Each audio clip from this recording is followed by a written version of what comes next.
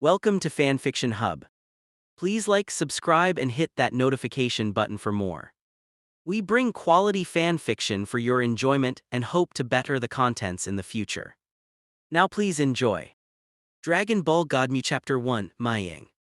Chapter 1, Maying. It is said that danger is always accompanied by opportunity, just like a big bowl of chicken soup fed to practitioners in the framework of success.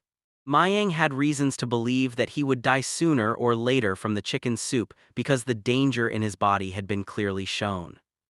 Mayang was an electrician, the kind that operated high-voltage power, and it could be said that he didn't like his job. The salary wasn't bad, he could consider himself as the high-income group in the eyes of others, it's just that no one knew how hard this job was. The country had been experiencing heavy snowfall lately, and many power grids located in mountainous areas had been the target. Early this morning, Mayang's team was instructed to immediately make emergency repairs to one of the power grid that had been covered by snow in the mountains. There was no way he could refuse this job. Once the instruction came out, they had to be in place, so Mayang and his team rushed to the mountain and ready to devote themselves to the intense repair.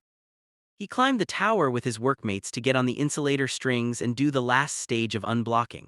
On the freezing cold high-voltage tower, hunting cold wind sweeping like goose feather.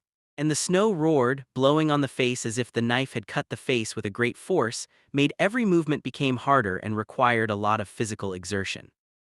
Mayang waved his sore arms and took off his frosty mask to catch his breath when suddenly a strong gust of wind came. Mayang's feet became airborne as he fell downwards under the effect of gravity. The sharp angle iron cut off the safety harness and seat belt attached to his body. Even with double safety, he couldn't withstand the call of death. The whole world began to spin, and the moment his consciousness disappeared, 1,000 images from his childhood flashed through his mind.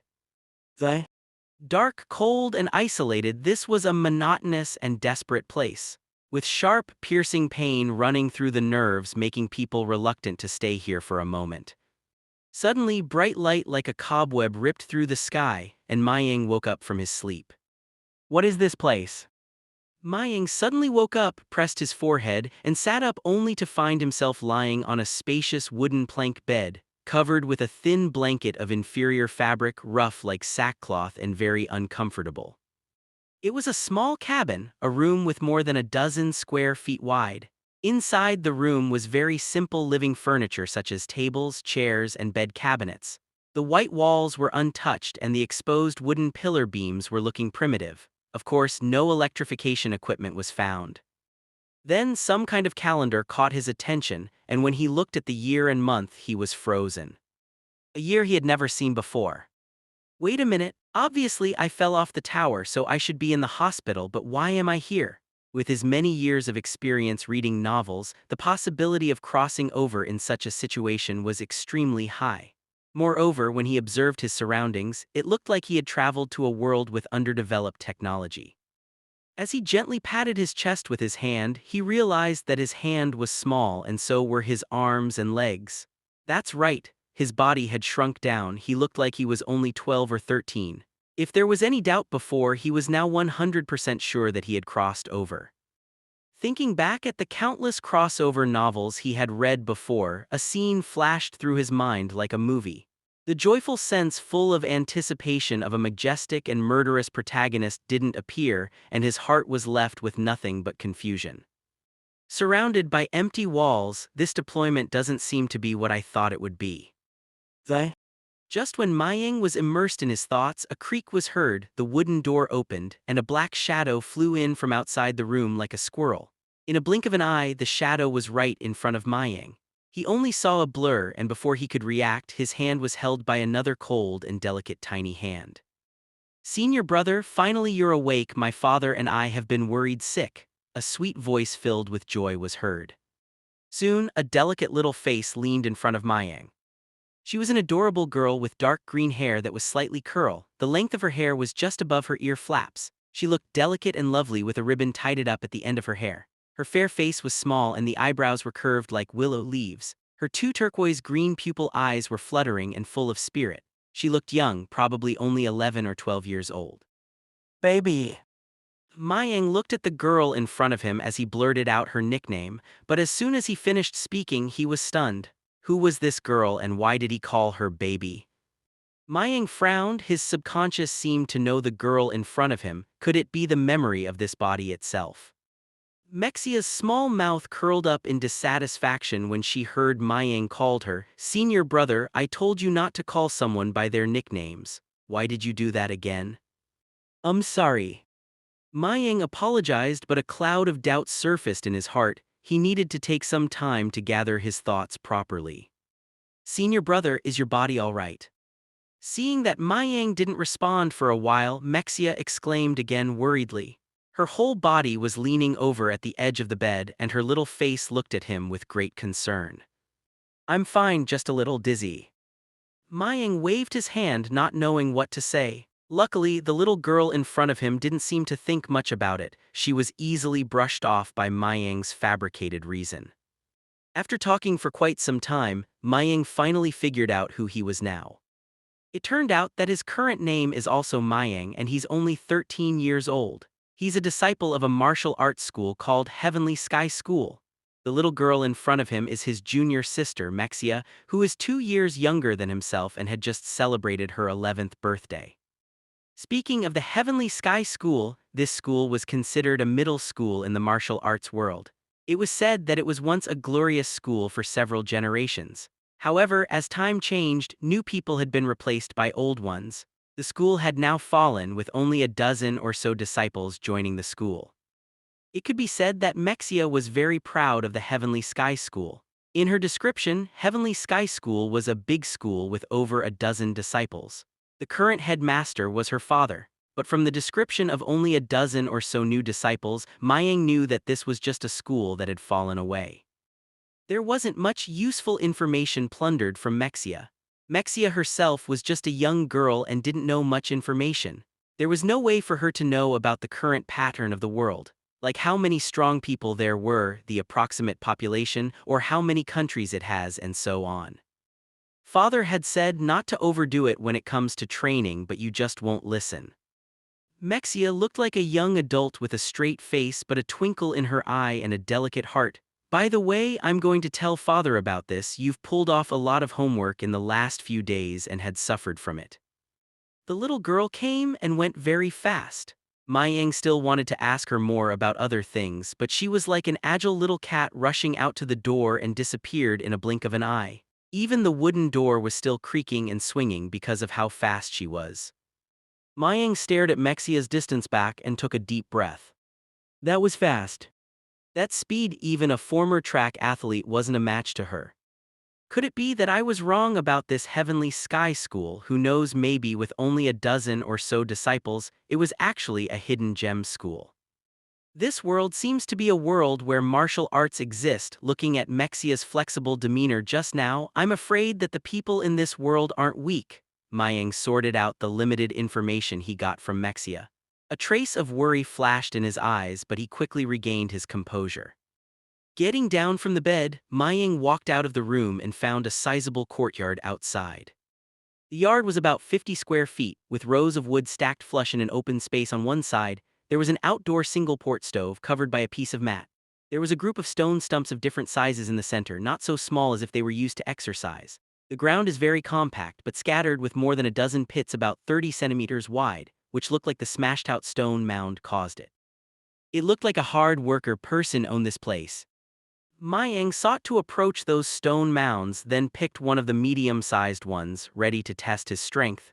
Since he had come to this world, he had to make sure that he had the ability to defend himself.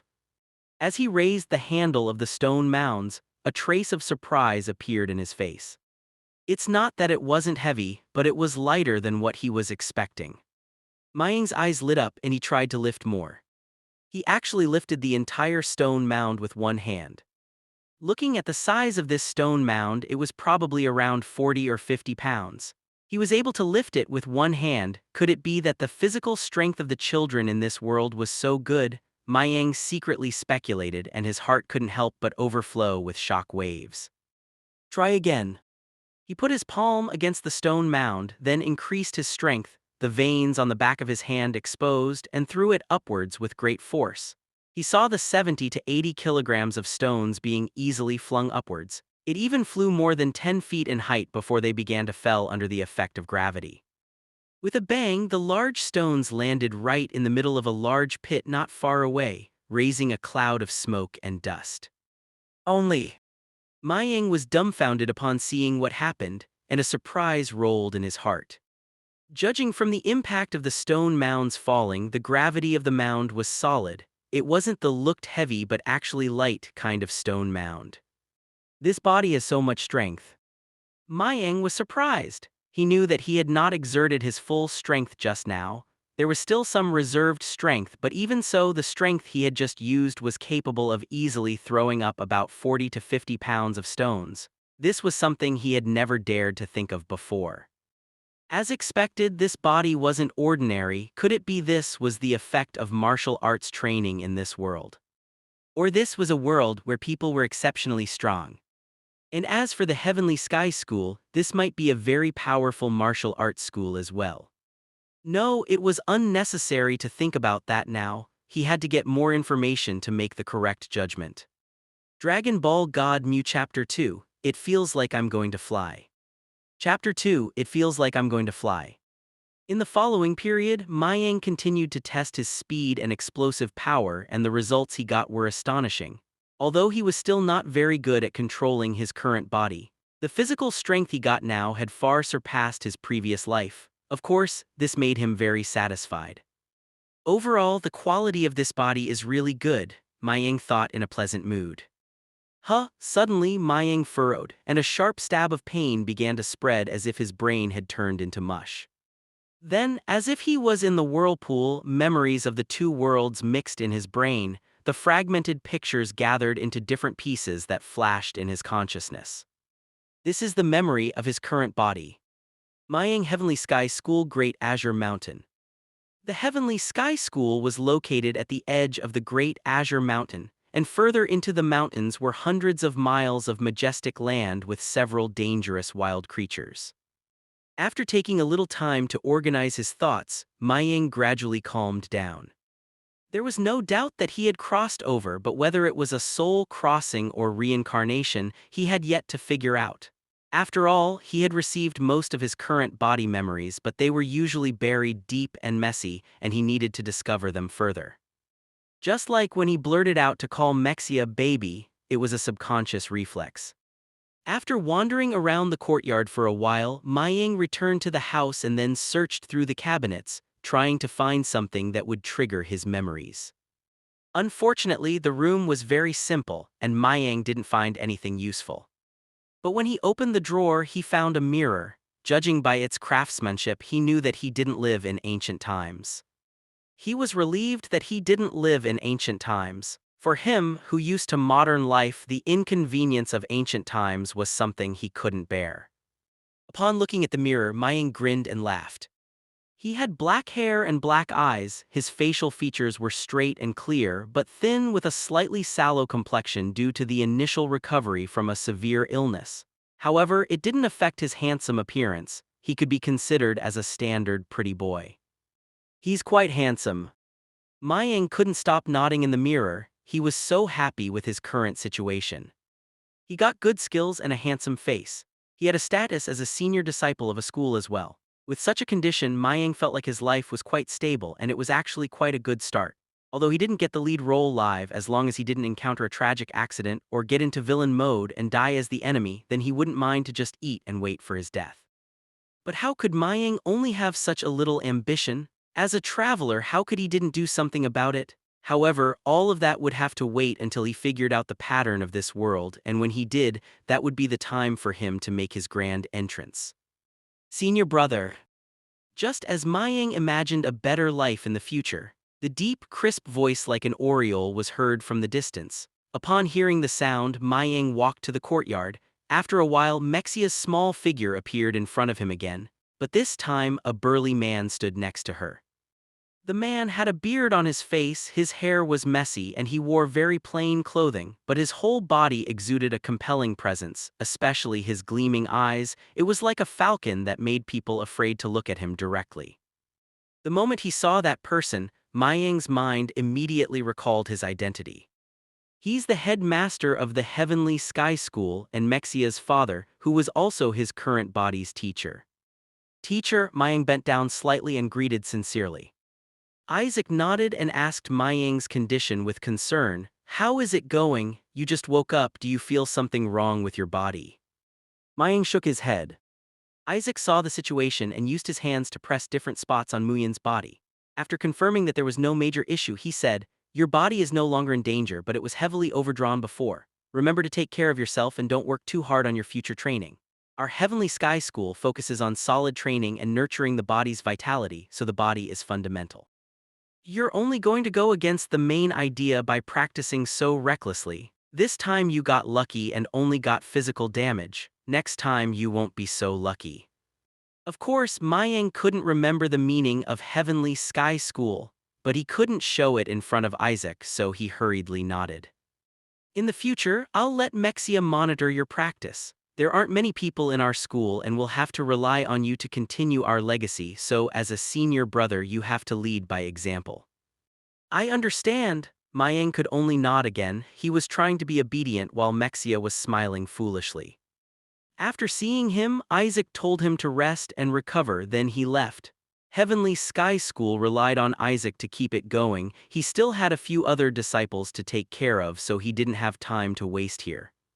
After Isaac left, Mayang sighed in relief. Although Isaac had just made a stop there, the intense feeling of pressure still made him flustered. This was probably the aura of a martial art practitioner. Raising his eyebrows, Mayang bit his lower lip and glanced back at Mexia, who was smirking with her mouth tilted. Baby, why are you smiling? You seem to be happy. What? I wasn't smiling, it was probably just your imagination. Mexia immediately put away the smile on her face and said in a serious tone. Mayang glanced at her a few times without saying anything, which caused Mexia to get a little discouraged. Well, I just laughed for a minute. Mayang hummed twice and stopped looking for Mexia's fault. For the next 10 days, Mayang was slowly recovering under Mexia's care. As he was recovering, he was also learning the Heavenly Sky School training technique again from Mexia. Due to the scattered memories that already existed in his brain, Mayang, who was on the road again, quickly mastered the Heavenly Sky School training technique. So far, what Mayang and Mexia were practicing were still the basic things. According to Isaac's words, the early training of Heavenly Sky School was all about the foundation. Only after the body had been refined would they be able to learn about the more profound aspects. In other words, it was a training technique that was difficult at first, but then became easier later on. Thanks to the foundation already laid by his current body, Mayang didn't struggle that much after taking over this body. He was quickly integrated with what he had learned before. After a month, Mayang, who was thoroughly familiar with his physical condition, began his regular training. As a martial arts school, the Heavenly Sky School, with all of its disciples living a semi-secluded life. The school was located on edge the Great Azure Mountain, away from the hustle and bustle of the world. Behind the Great Azure Mountain laid Primitive Mountain that stretched for hundreds of miles. The Primitive Mountain had no specific name, but there were countless dangerous creatures hidden in it. The edges could be used as a place for training, but without the teacher's guidance, the disciples were ordered not to go deeper into the Primitive Mountain. One day the sun was shining, and the wind was blowing. In the small cabin, Mayang was sweating like a pig, constantly practicing the basic movements, punching and closing, lifting his legs and kicking across, and adjusting the force of his body muscles in the constant movement. Every time he practiced, he felt like he was reborn, and the visible progress that could be seen with the naked eyes pleased Mayang. Drops of sweat dripping down from the bridge of his nose, the body spun around and caused numerous whirlwinds. The whirlwinds rubbed against the airflow and produced a sudden sound, pang, pang, pang.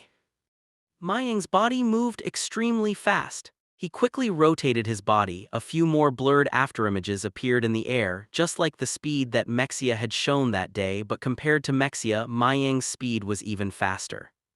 After a while, Mayang calmed the airflow and stood in place to adjust his breath. The early training of the Heavenly Sky School gave him a feeling as if he was practicing a martial arts secret technique. He was obsessed with it, gradually generating a warm stream of air within his body. The airflow was said to be the vitality practiced by the Heavenly Sky School martial art, which had the effect of conceiving and nourishing the body and breaking the potential. Mayang didn't know how much of a truth it was, but from the current performance, it was clear that the Heavenly Sky School martial art was indeed unique in some way. If he were to travel through the world of martial arts, his current strength would be no worse than an innate stage martial art practitioner. This was only the result of more than a month of training. Mayang was sure he would surely become even more powerful in the future. Unbidden, Mayang's eyes flashed with a glint of light as his eyes became more determined. He felt like he was going to fly. Dragon Ball Godmu Chapter 3. Chapter 3, Fuck, this is Dragon Ball World. The clouds on the horizon were white and the blue sky was like seawater, so clear that it seemed as if it had been washed. It was exceptionally bright.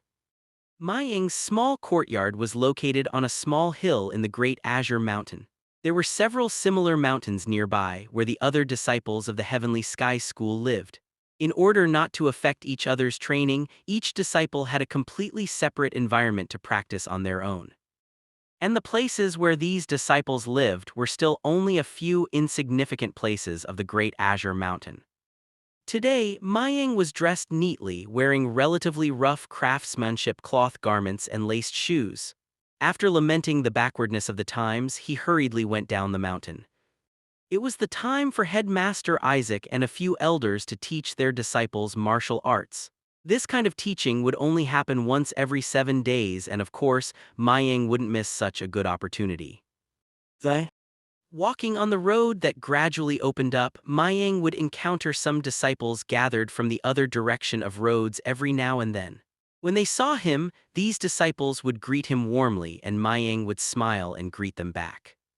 As he got closer to the Heavenly Sky School's martial art building, he could see more people gathered and several older people gradually appeared in the crowd. Some of them seemed to be an adult. These older people weren't the disciples of the Heavenly Sky School, they were martial arts practitioners from the nearby villages. As the most famous martial arts sect in the 8 villages of the 10-mile countryside, the Heavenly Sky School's prestige was extremely high. Countless martial art practitioners came here in admiration, but not a lot who came here to become Heavenly Sky School disciples. Including the headmaster Isaac and a few elders, there were only 16 people in the Heavenly Sky School. Below the Great Azure Mountain was the village where the crowd gathered. Although Heavenly Sky School was a martial arts school, it was impossible to be completely detached from the world. The daily expenses of so many people in a school still needed to be purchased from the nearby villages. That's why at the bottom of the mountain, Heavenly Sky School had a martial arts building for the ordinary people. Heavenly Sky School Martial Arts Building. In order to be able to purchase some of the daily supplies for the disciples, this martial arts school also teaches simple martial arts to the villagers and recruits some potential disciples. Dang, dang, dang. Along with the gong's sound, the arriving disciples and martial arts practitioners all stepped into the building. The empty building suddenly became crowded, but soon it was all quiet again as people were waiting for the teachers to appear. Mayang was sitting at the front of all the disciples. Next to him was the always leathery Mexia, who was constantly scratching Mayang's arm with her little hand. "Be quiet," Mayang whispered. Mexia flattened his mouth and gave him an unhappy look. Mayang was speechless. This girl was always fussy. She must have been a spoiled girl back then, that's why she had developed her current problem. Then he saw her stared alone, looking up at the light source that shone brightly on the ceiling of the hall. It was an electric lamp that required energy called electrical energy to power it. It was very amazing and supposedly the latest technology to be developed in the outside world. The martial arts building was able to have electric lights inside. It was all thanks to an elder who brought in generators and cables from outside. Looking at the bright and dazzling light bulb, the soft light wasn't as smoky and hot as a burning candle, which made the people from the nearby villages who saw this object for the first time exclaimed from time to time. Mayang was the only one who sat on the ground calmly. Electric lights were something he had seen a lot in his previous life, but it was comforting to see them in this world. At least it showed that the world he lived in wasn't too undeveloped. On the other hand, the other disciples who didn't know the truth were very impressed to see their senior brother was very calm. After waiting for a little while, the headmaster Isaac and a few elders came out from the back of the building. Ma Ying, who saw the teachers came, sat upright and looked at the elders in front of him very seriously. The last generation of the Heavenly Sky School's elder wasn't a lot. There were only 6 of them, and it showed how small the number of inheritance was. Even if the number of new disciples had increased in Ma Ying's generation, the entire Heavenly Sky School only had 16 people in total. It wasn't that they didn't want to increase the number of disciples, but the resources used by the disciples to practice were too frightening to look at. This is what makes the Heavenly Sky School different from other schools. Other schools only teach their disciples martial arts, and the disciple had to refine their skills on their own depending on their potential. The Heavenly Sky School was different. The reason was that the legacy of the Heavenly Sky School was relatively old. The training concept was very different from other schools because they didn't demand their disciples to be brave and fierce and practice great strength. Instead, they focused on nurturing the body, training vitality, and extending energy and blood. So, in order to look at the disciples' potential, the early investment of resources was staggering. Especially when it came to one-on-one teaching, the limited faculty simply couldn't support a large number of disciples. That's why they have no choice but to choose only the elite line. After the martial arts training was over, Senior brother, is it true that the outside world is just like what Uncle Carl said, that everyone lives in a big village called Metropolis? Mexia chirped like an oriole, constantly asking Mayang about the outside world. What do you mean by big village? It's a city, Mayang stopped to answer. Aren't many people living together there as well? How is it different from a village? Mexia tilted her head. She was confused about the difference between a village and a city. That's fine if you think it's a big village. Mayang thought about it and he didn't know how to explain it to Mexia. It's like he was trying to explain nuclear energy to the ancient, which was totally impossible. Mexia was still young. Unlike Mayang, she didn't have any memory from the Earth, so it was normal that she couldn't understand the difference between a city and a village. According to the news brought by Uncle Carl, Isaac's younger brother, the outside world is now undergoing a massive change. A power called technology is gradually progressing, which was already being felt in many places. By the way, senior brother, do you still want to go into the primitive mountain this afternoon to practice? Yeah, Mayang nodded. He insisted on doing his training daily. This was a habit that Mayang developed after coming to this world. Although the primitive mountain was filled with beasts, the beasts in the outskirt areas were generally wasn't that strong, so it should be a perfect place for martial arts training. Mexia's eyes immediately quirked into crescent shapes after she heard what Mayang said. She then playfully laughed and said, I want to go with you. Of course, you're very welcome if you want to come, baby. Don't call me baby, Mexia lunged with her teeth and claws. Then I'll call you Baby Hitch. Mayang moved a few steps away to avoid Mexia's pounces. He then laughed and teased her. His strength had improved so much that Mexia could no longer defeat him. I'm offended. Mexia paused. Her whole body was floating unsatisfactorily. She moved half a meter off the ground. Senior brother, don't forget to wait for me this afternoon. I picked up a beautiful crystal ball yesterday. If you go to the mountain without me, then I won't show it to you. After saying that, Mexia flew straight towards the bushes in the forest, and her small figure sank into the forest. This girl, she's flying again. Looking at the direction where Mexia disappeared, Mayang burst into laughter. He didn't expect that besides being capable of doing martial arts, she also had superpowers. He remembered he was shocked when he saw her flying for the first time. Martial arts, superpowers, and the initial budding power of technology, this world was really colorful.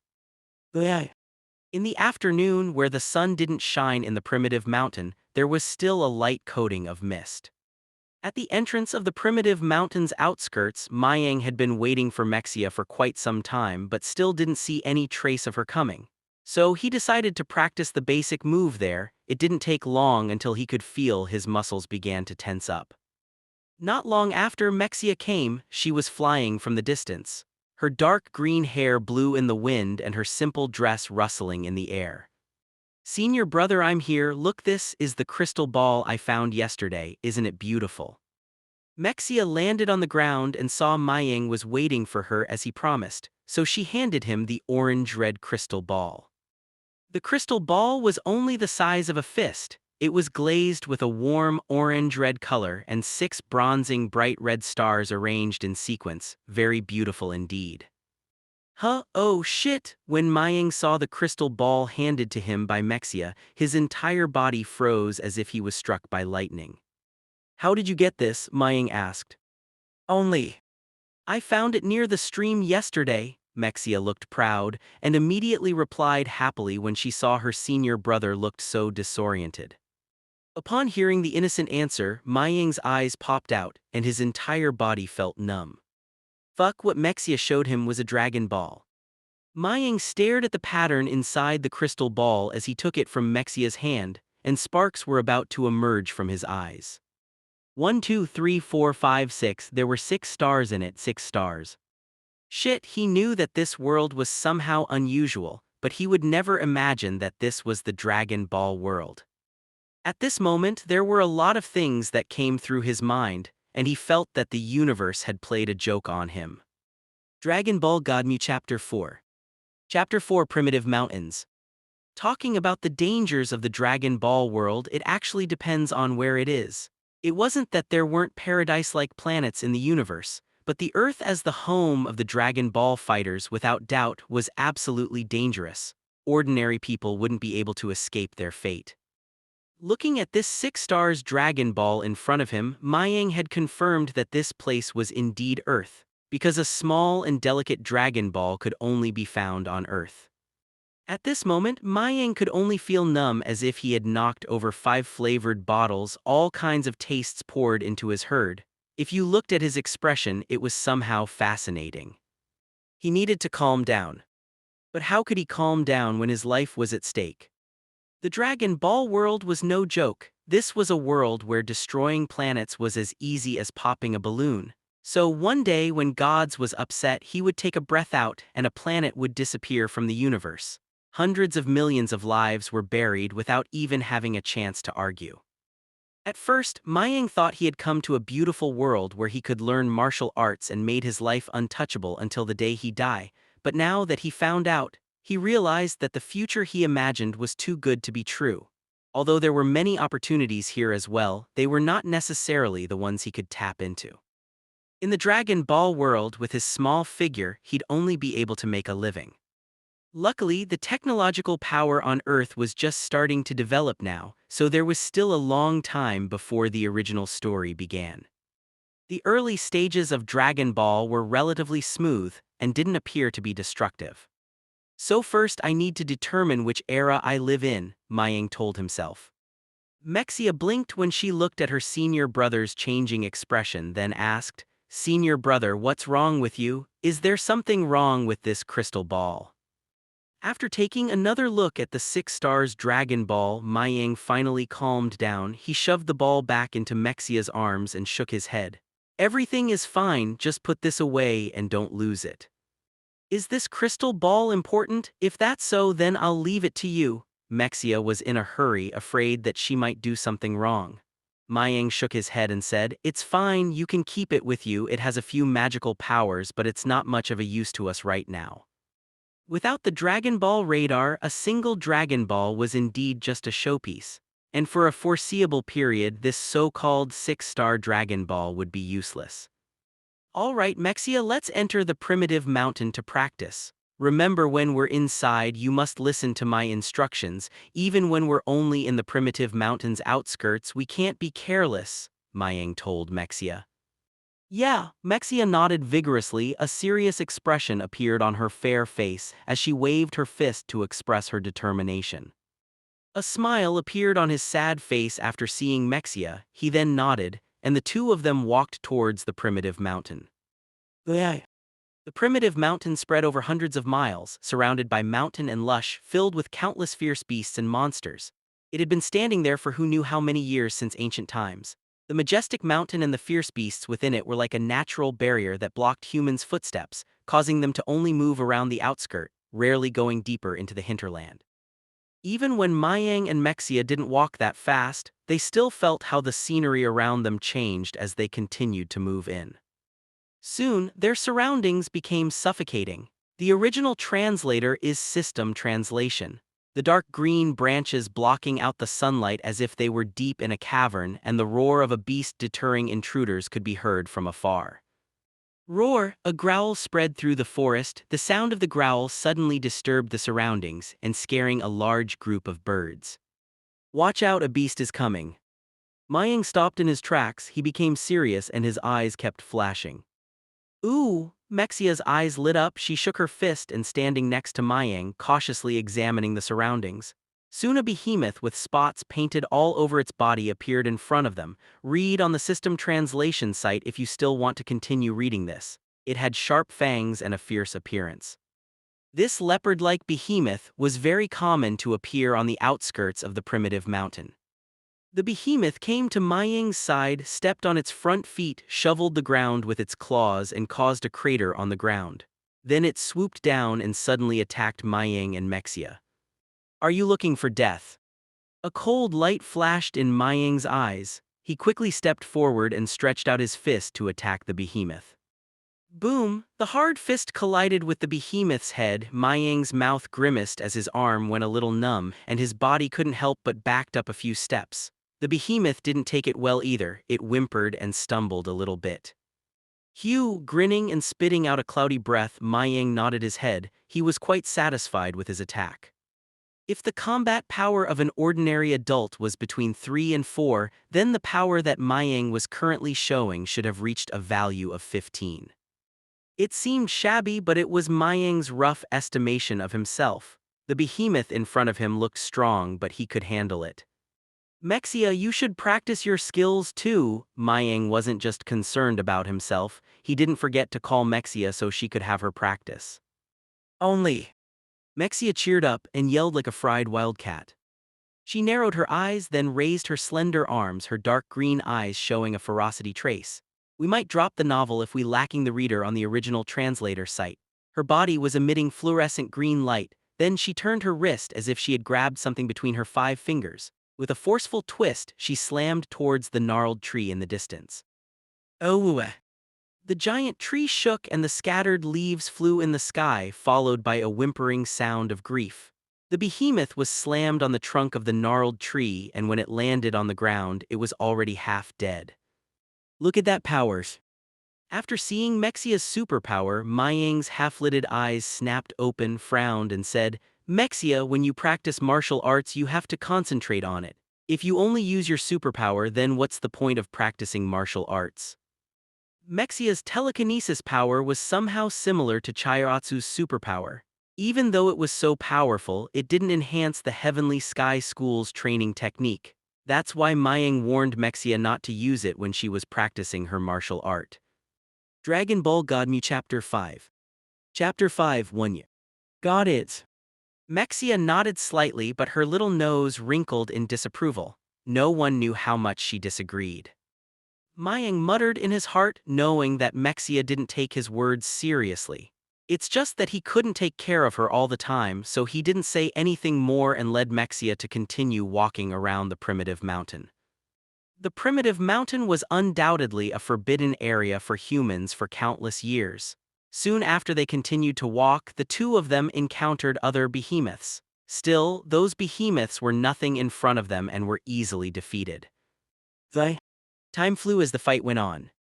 The sun was setting in the west, leaving a blood-red residual light in the sky. Half-day passed in a blink of an eye, and in the evening the forest became even more gloomy.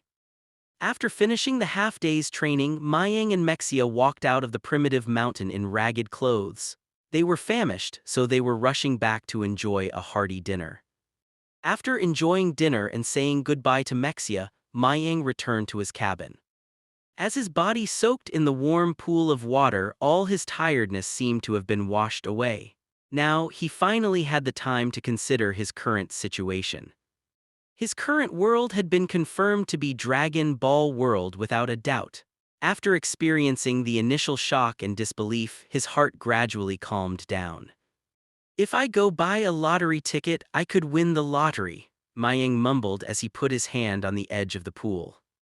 Crossing over to the Dragon Ball world was something he never thought of before. Here was where only the powerful races had the opportunity to show off to their fullest.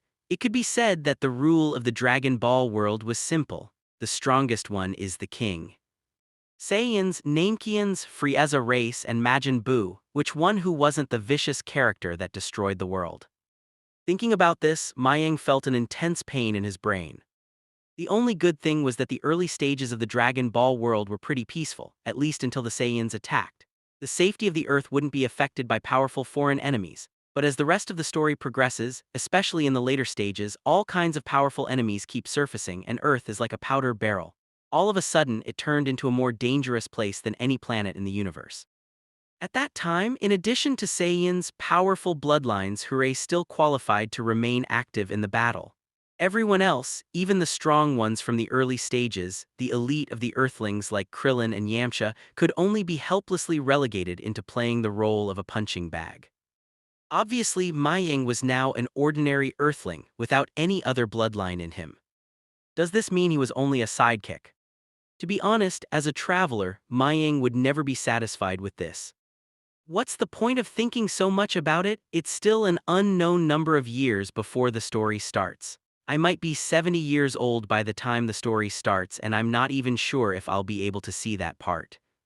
Mayang came back to his senses and shook his head in some mockery. According to the news brought by Uncle Carl from the school, the technological innovations in the outer cities were only just begun to develop. Obviously, it's far too early to think about the advanced era of jet aircraft flying in the sky. The original story might not have started yet and you would already die of old age. If that really happened, that would be a joke. So let's set a goal first: live until the original story begins. Until then, he needed to be strong and keep himself at the top of his game because that's where great strength came. Like Master Roshi, Master Shen, and Tao Pai Pai, they are still alive and healthy even if they had lived for 200 or 300 years. From tomorrow onwards, I need to practice more seriously. Since I've come to the Dragon Ball world and the race's identity has been fixed and cannot be changed, I'll use more time to accumulate. If there is a limit to the Earthlings' bodies, then I have to break the limit. I don't believe that Earthlings can't become stronger. Mayang made the first step in his plan. Luckily, the Heavenly Sky School he was currently in was most particular about conceiving and nurturing the body. Although the school's technique might not be as strong as Kamehameha and the Dodon Ray, the inherited technique was what Mayang needed most at the moment. As a senior disciple of the Heavenly Sky School, he was qualified to access the essential training technique. Take it one step at a time, build a solid foundation first, and then explore the other training places on Earth when you are strong enough in the future. There were many places to practice martial arts on Earth, like the sacred land of Krillin, the Mount 5 element, and even the temple hovered above the sky. Those places that were full of mystery would be the places that Mayang needed to step on to climb to the top. But for the current Mayang, it was too little early to consider so much. Thinking that the pool's temperature had become colder, Mayang stepped out of the pool and walked into the bedroom, still dripping wet. The night was slightly cold, the light of the stars shining on the other side of the galaxy, and with many thoughts, Mayang drifted off to sleep. The next day, Mayang woke up early. Before the sky turned bright, he began his training on the basic moves in the courtyard. As his muscles grew a little sore, he knew that continuing his training wouldn't help but hurt his body, so Mayang sat down and thought about his training problems. If you want to be strong, you can't rush. Mayang always kept in mind what happened to this body before he woke up. The time flew by like a white horse, and a year passed in the blink of an eye. During this period, Mayang practiced methodically according to Isaac's instructions, and his physical strength was constantly increasing. 1 year had passed, and Mayang was now 14 years old, which was the golden age of physical development. Mayang, who was already 14 years old this year, seemed to be taller than his peers. It was because of his training and enough nutritional supplements. Although he still wasn't quite strong, every muscle in his body contained an amazing explosive power. His strength had almost doubled compared to a year ago. Even his teacher, Isaac, praised him from time to time, saying that he could achieve the rare upper realm of their school. But even though his strength had increased greatly, Mayang still needed to train more. He had to be humble because his strength was still nothing. With gross estimate was over 30 points of combat strength, a true strong man's blow would easily defeat him. Remember that Son Goku had 120 combat strength when he was 12 years old. Even if he wasn't a match to Son Goku, but Krillin had 113 combat strength at the same time, so he genuinely felt that there was nothing to be proud of when he compared himself to them. Dragon Ball Godmu Chapter 6. Chapter 6 The Ultimate Practice. In the morning, the light of the dawn was shining on the earth, and the hazy fog still filled the depth of the great azure mountain. In the crest formed by the connection of the two peaks, the lush branches swayed with the wind, the leaves rustled in midair. Any dispute seemed to be insignificant in this open field area.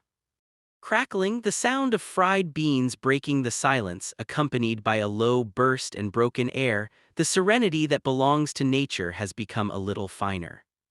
In the forest, a tall young man used his strength to support his feet on the ground.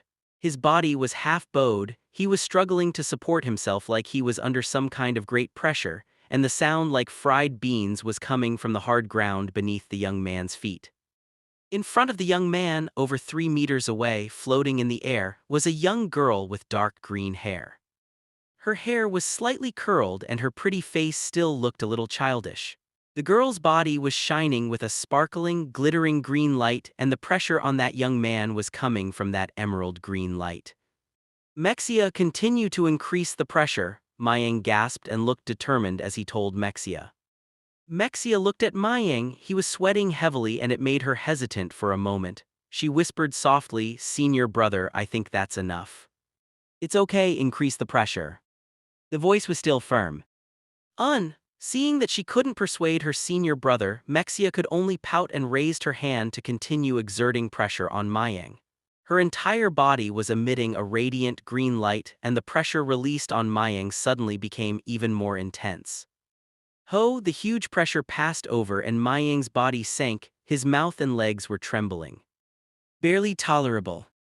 Mayang was topped with a tremendous amount of strength, but he was still capable of holding it. In these underdeveloped technological times, if you didn't take a little practical approach, even if it took a few years, the rate of growth wouldn't necessarily be noticeable. Mayang had a clear understanding of his own qualifications. He should be considered good among Earthlings but far from reaching the level of genius. The potential of Earthlings was inherently incomparable to those powerful cosmic races. If he didn't rush his training, he would sooner or later disappear into the tide of time. So since last year, he had been consciously strapping on a load for practice. And after discovering that Mexia's superpower was actually telekinesis, he had the idea of letting her use the superpower on him. Using superpowers as a way to achieve the same goal, which was to increase the pressure on himself. Strengthen the body gradually by using patience that trickles down through the stone. This method seemed primitive to him, but this was a more reliable one because there were few shortcuts to hunting the body. As for the possibility of a developing body being overexposed to external pressures, he was initially a little worried. But he had to be a little adventurous in doing things. Nothing's cheap in this world, so how could he succeed if he didn't take any risk? Judging by the original story in which Son Goku and Krillin tied sandbags to practice as children, it didn't seem to cause any harmful effects. Came to think of it, it seemed like Krillin ended up being quite short. Mayang was wondering if it was due to genetics or he was being short during the development. Did this method wasn't suitable for the Earthlings? Because Son Goku, who had Saiyan blood, didn't have that problem. Mayang had thought about it carefully and took some time to try it first.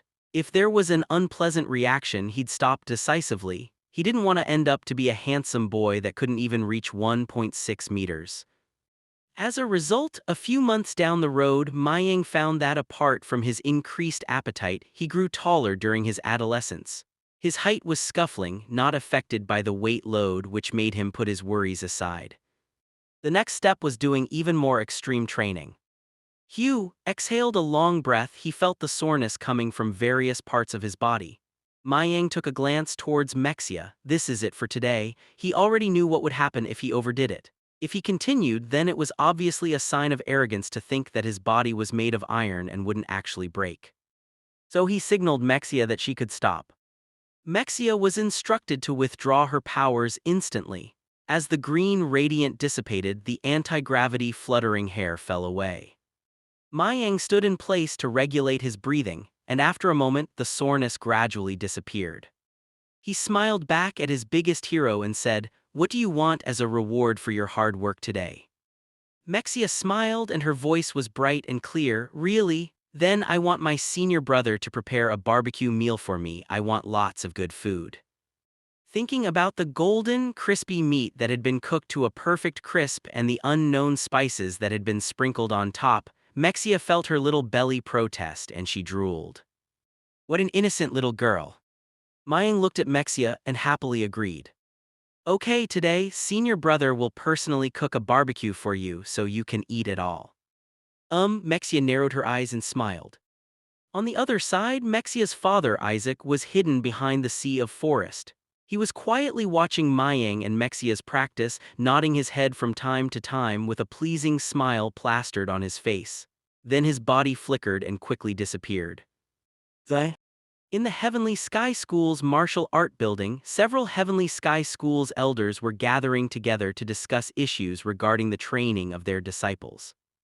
"There aren't many medicines in stock. Suppose we don't arrange someone to enter the primitive mountains soon to collect enough medicines. In that case, there will be a suspension of the disciples' medicine baths starting next month." The one who spoke was a middle-aged woman with black hair, who looked to be about 40 years old.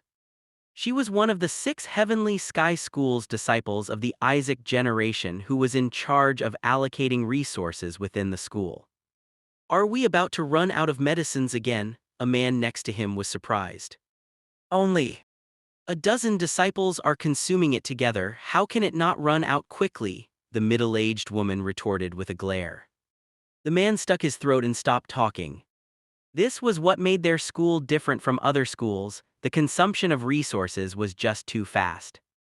But again, the benefits of doing so were obvious. It would give the disciple a more solid foundation.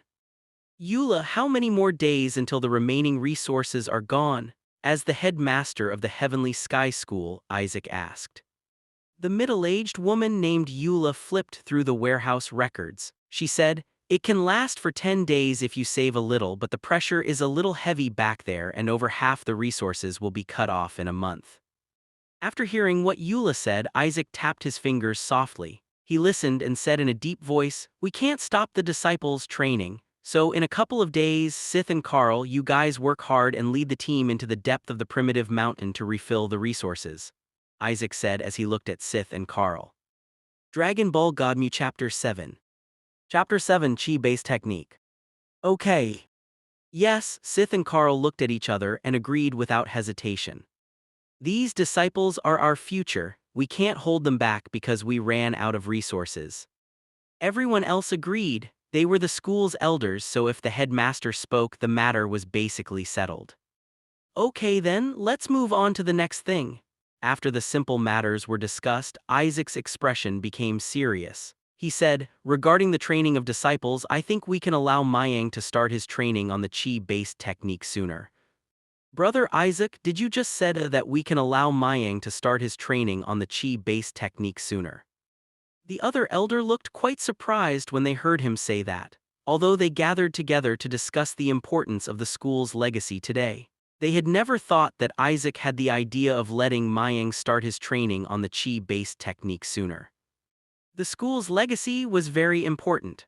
Although the Heavenly Sky School could only be considered a middle school in the martial art world, they still couldn't be careless about the legacy, and the Chi-based technique is the school's greatest legacy. It could be said that practicing the Chi-based technique was the only way to become the Heavenly Sky School's pillar. But unfortunately, for several generations, not many disciples of the Heavenly Sky School succeeded in practicing the Chi-based technique. And that was the reason why half of their pillar crumbled. If we let Mayang start his training on the Chi-based technique now, wouldn't it be a little too early? The man named Sith paused for a moment and then continued, "He's only 14 years old. Practicing the Chi-based technique is extremely hard for the body. Can his body handle it?" The early stages of the Heavenly Sky School's training were all about laying a foundation for the Chi-based technique. So the more solid the foundation was, the more effective the Chi-based technique's training. Even people like these elders started their training on this technique after they were 30 because, without a strong body, it was impossible to condense the Chi in their bodies. The unique Chi of this technique could even harm them. So he was a little worried about Isaac's idea of letting Mayang start his training on the Chi-based technique sooner. It's not too early. Mayang has a very solid body foundation, so I don't think there would be a problem. Isaac made his point clear. As a teacher, Isaac was very satisfied. Mayang was tough, stubborn, and unyielding. Also, he was pretty talented. After seeing Mayang's performance during this time with his eyes, he considered Mayang a true successor. Especially in the past year, Mayang's progress had shown him the rise of a genius martial arts practitioner. Since brother Isaac thinks it's okay, then I have no problem with it, Carl said. I agree that Mayang's a great kid, Eula said. Yes. Agreed. The rest of the elders expressed their opinion. They all agreed to let Mayang start his training on the school's Chi-based technique sooner. Sith saw that everyone agreed, shrugged his shoulders, and then helplessly said, Okay then, I agree, Tusk, practicing Chi-based technique at the age of 14, that's the earliest on the record. The 6 elders voted unanimously. Then it's settled, arrange a time tomorrow to officially teach Mayang the school's Chi-based technique.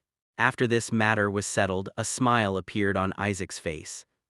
Oh yeah, and about Mexia, I just received a letter back from the Southern Region Superpower Academy. Oh, how about that, did she pass? Upon hearing that Isaac had received a reply from the Southern Region Superpower Academy, Carl and the other elders were curious. The Southern Region Superpower Academy was a very mysterious place on Earth that had existed for an unknown number of years and was said to be the cradle of superpowers. It was also famous for the transformation kindergarten. When Mexia awakened her superpowers for the first time, Isaac thought about contacting the Superpower Academy for her. Now, he finally got a reply. She passed. Isaac looked at everyone's expression and nodded with a smile. So, from the second half of the year, Mexia will be a student of the Superpower Academy. Good, 2 geniuses have sprung up in our school all at once. I believe later when Mayang and Mexia grow up, our Heavenly Sky School might even be able to reach the top again. Who says we could? At this time, both Eula and Sith were in a good mood. They seemed to have seen the day when their school would rise again. The next day, Mayang came to Isaac's house early in the morning after being notified. Isaac had just finished his breakfast and was gathering his chi in the backyard. Mexia, who was still washing up and urging with her mother, Alice, quickly washed her face when she saw Mayang's coming. She even ran out before her hair was dried, her dark green hair hanging with water droplets and a few strands of hair sticking to her fair chubby cheeks. Senior brother, you're here, Mexia was elated.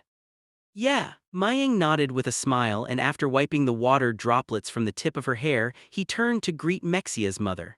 Although Alice was an ordinary person who didn't know martial arts, she usually helped to take care of food for the disciples. That's why the disciples respected her a lot.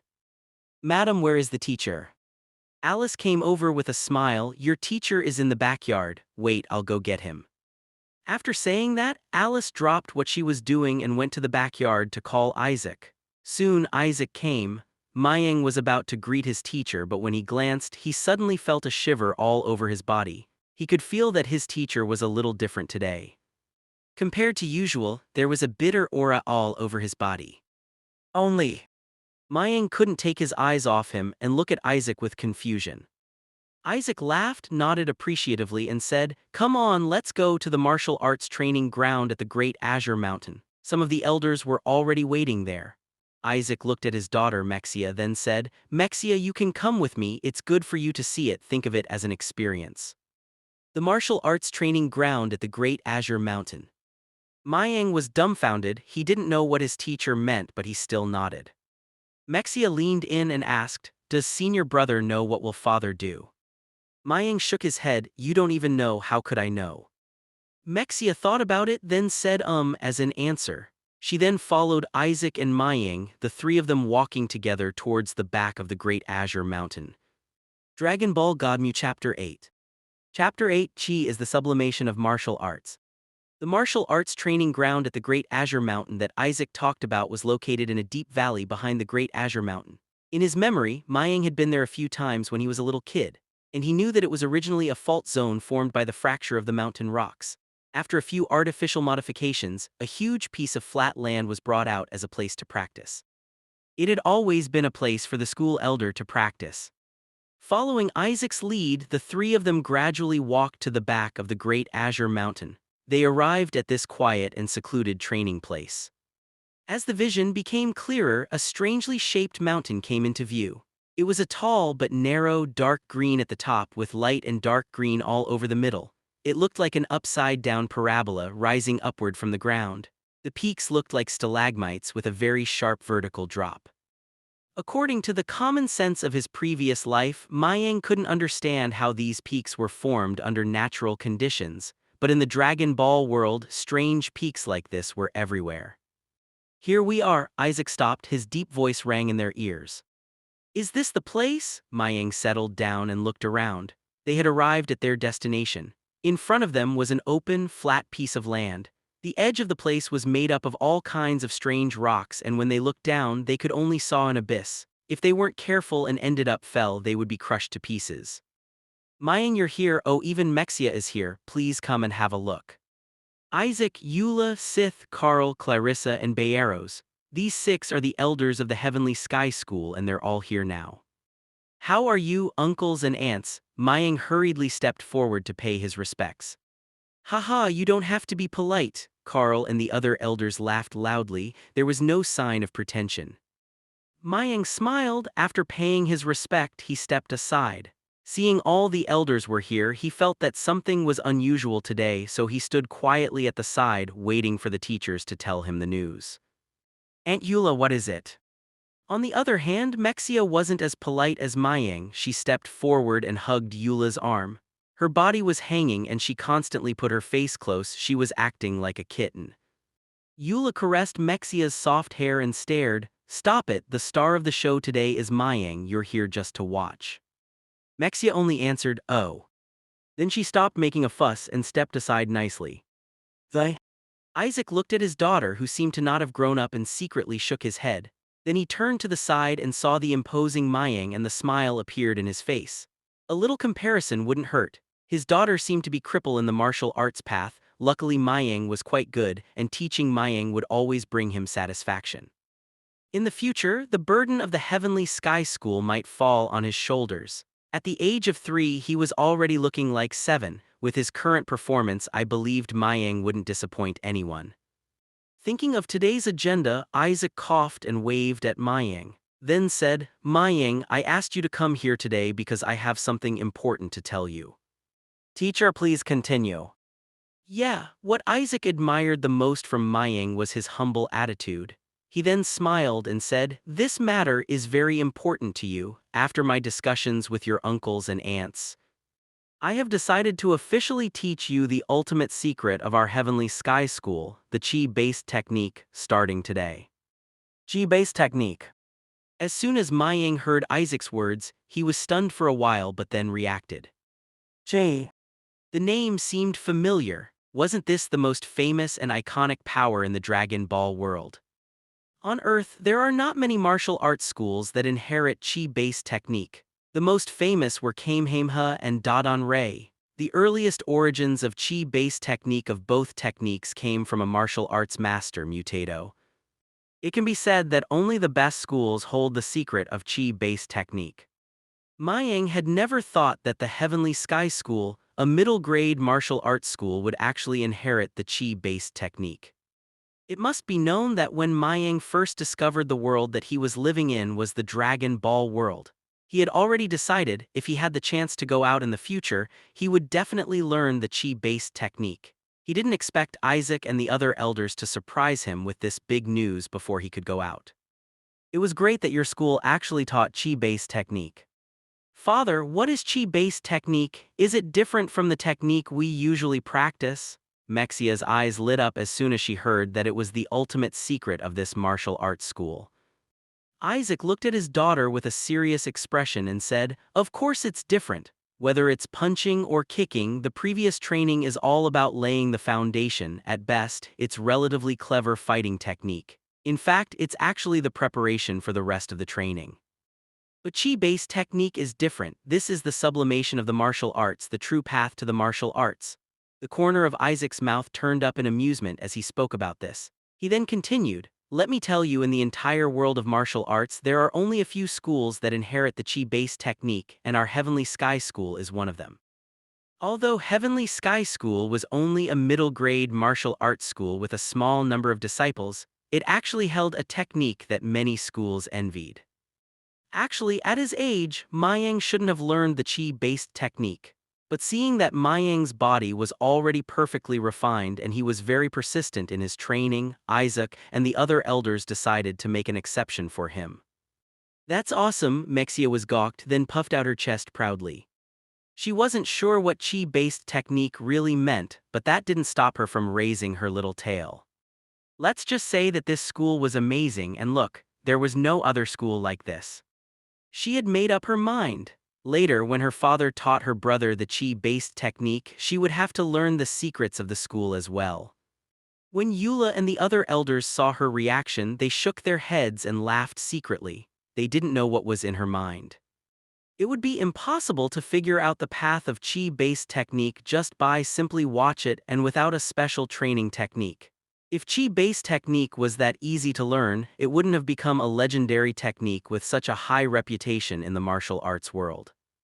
So when they brought Mayang over, Isaac and the other elders didn't mind if Mexia came to watch. Whether she could understand or not, it was a different story. Besides, Mexia was still far from being able to condense chi. Isaac and the other elders didn't know that pure energy attacks such as chi waves were actually the most dominant technique of attack in the universe outside the Earth.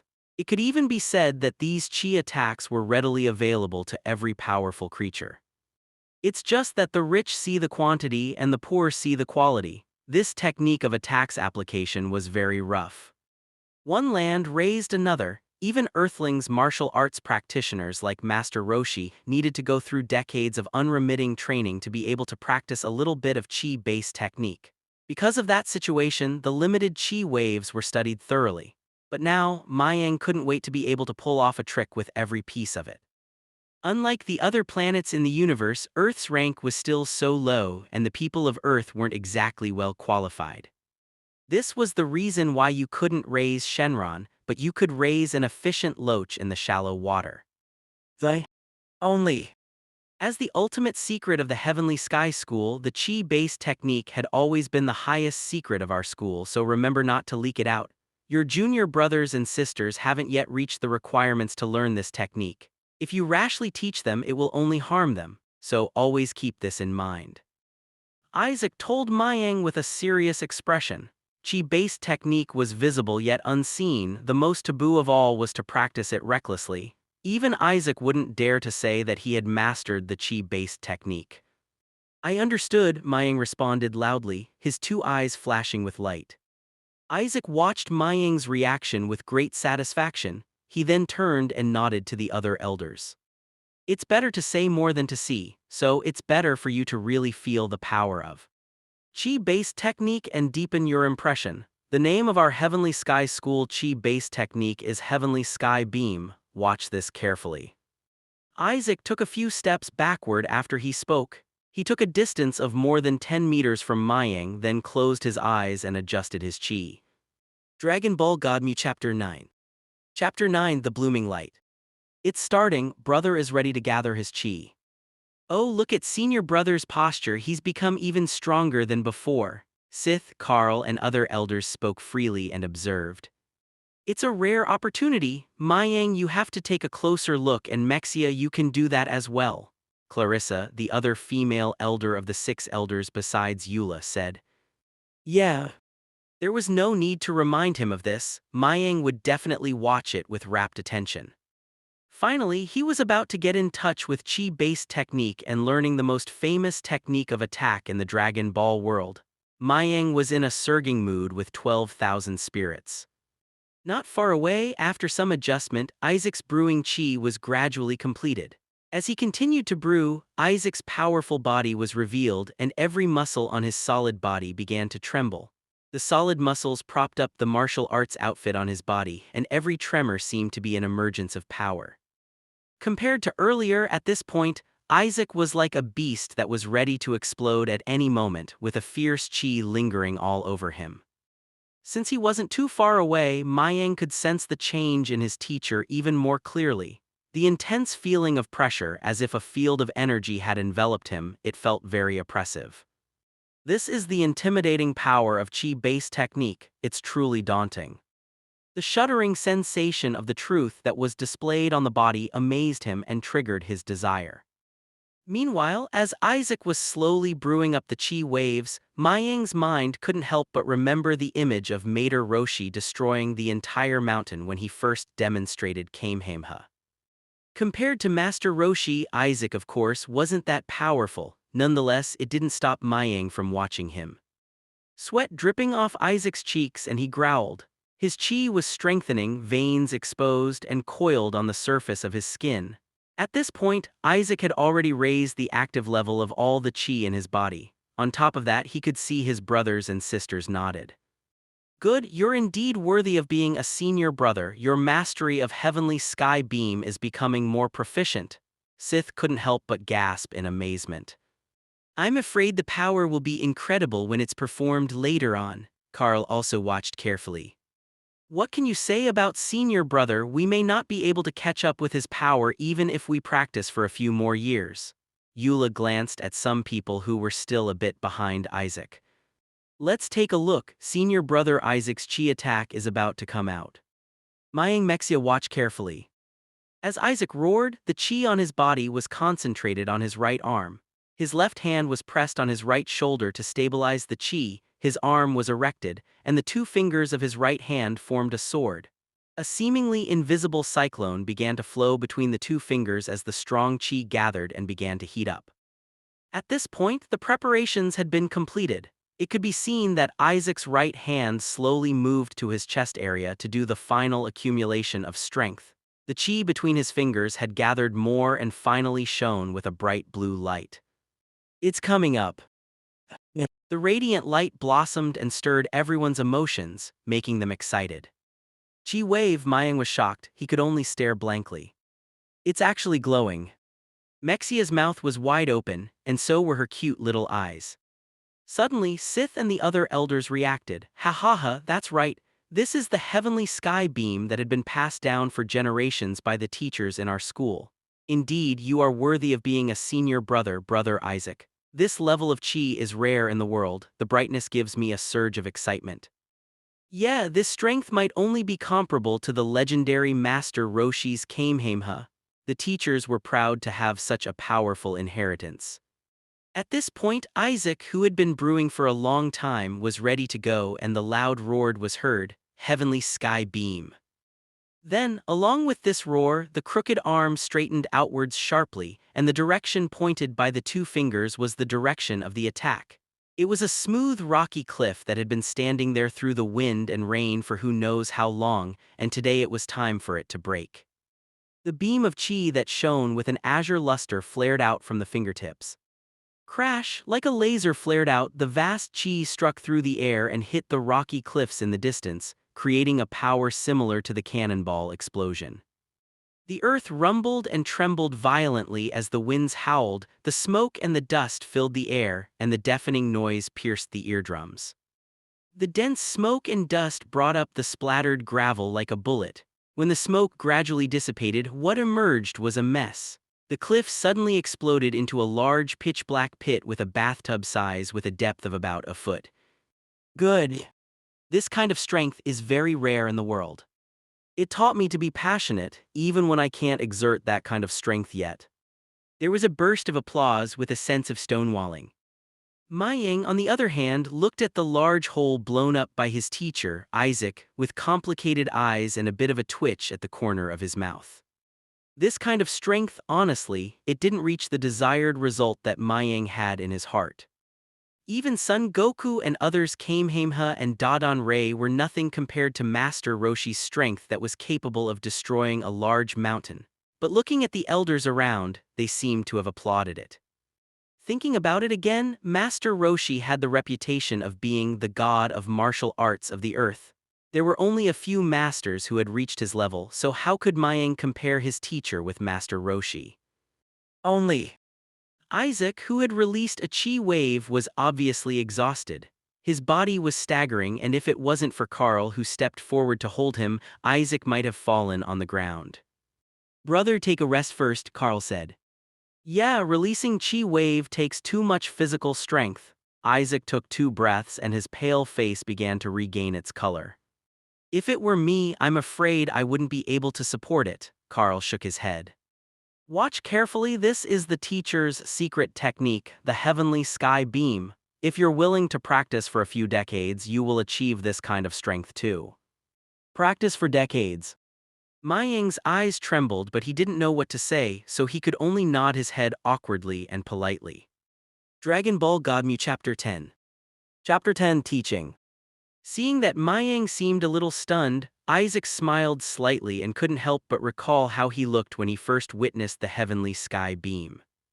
It's only when you looked back to the past you realized how emotional the past was. Time was like a graceful dancer performing all kinds of things in the world, and before you knew it, you had too much to remember. I was young back then, just like Mayang. I was frightened by the power of Kai waves. Could you believe there was such a powerful technique of attack in the world? It was terrifying. Haha, Mayang, you have good talent. Maybe it won't take decades, probably just 10 years or so, Uncle Carl said cheerfully. Isaac nodded gently. He was deeply impressed. Ugh. What else could Mayang say? At this point, Mayang didn't really know how he should express his feelings. He already knew that it was extremely difficult for Earthlings to release Kai waves, but if it really took decades or more of practice, just like teacher Isaac said, then by the time he mastered it, things would be over already. Hey, decades from now, by then I'm afraid the story will have already begun. At that point, even if he mastered the application of Kai waves, it would be useless. To be honest, he would just be a slightly larger grasshopper waiting to be slaughtered. For Mayang, who was familiar with the future plot, obviously couldn't accept this. Since Krillin was capable of quickly mastering the Kai waves in just a few years, Mayang believed that there must be certain crucial tricks that were unknown to Isaac and the other elders. This was like understanding and categorizing some physical phenomenon. Between schools, the understanding of Kai was different, and the techniques of releasing Kai waves must be different. So, Kamehameha and Dodonray were undoubtedly at the forefront of all schools. Of course, the theory was only the cornerstone. Whether or not you could finally succeed in releasing the Kai waves didn't depend on how much theoretical knowledge you had mastered, but it depends on your strength. When the fullness was overflowing, strength was the premise of everything. People in the universe didn't have that many twists and turns, and their understanding of Kai might be rough, but that didn't stop them from pulling and swinging Kai wave with one hand. This kind of powerful racial talent could only be said to be unbearable and untouchable. It seems that after learning the principle of releasing Kai waves, we need to go out and have a look as soon as possible. Because only when we have traveled more and seen more can we become stronger. As the words, "the jade of another mountain can attack the stone," Mayang secretly decided in his heart, planning to go to the area around sacred land of Krillin after completing his training to see if he could break through even faster. After a short break, Isaac had regained a little bit of color on his face. He looked at Mayang, who had also recovered after a short period of startled, and he couldn't help but nod secretly.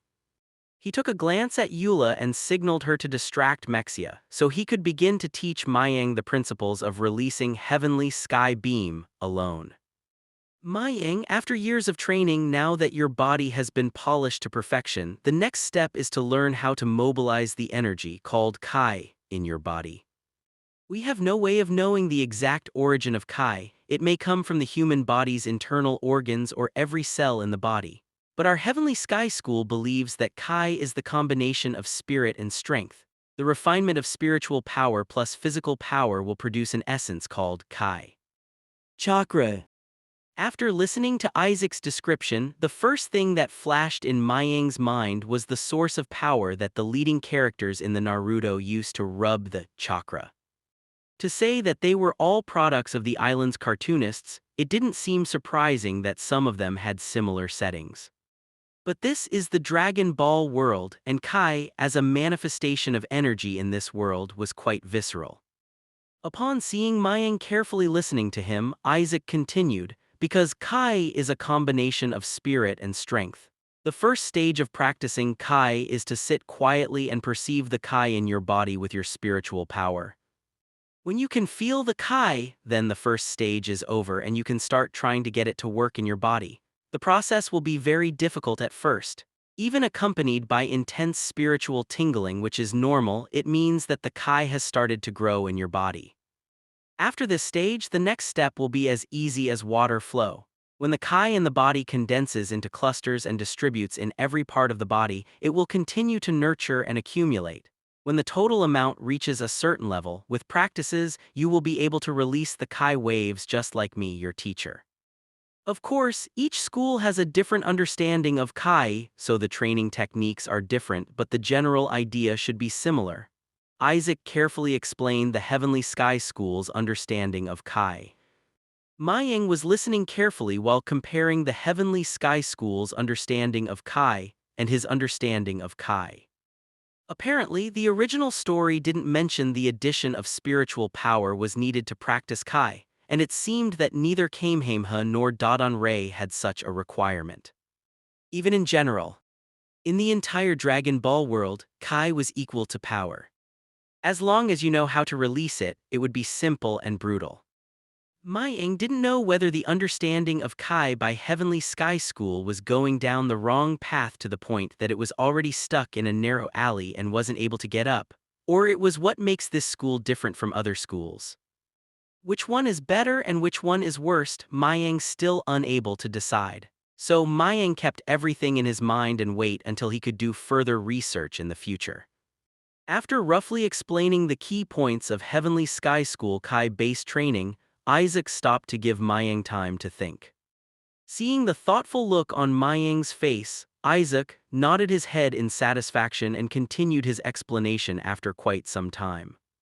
It took about an hour for Isaac to finish his explanation of how to practice Heavenly Sky Beam.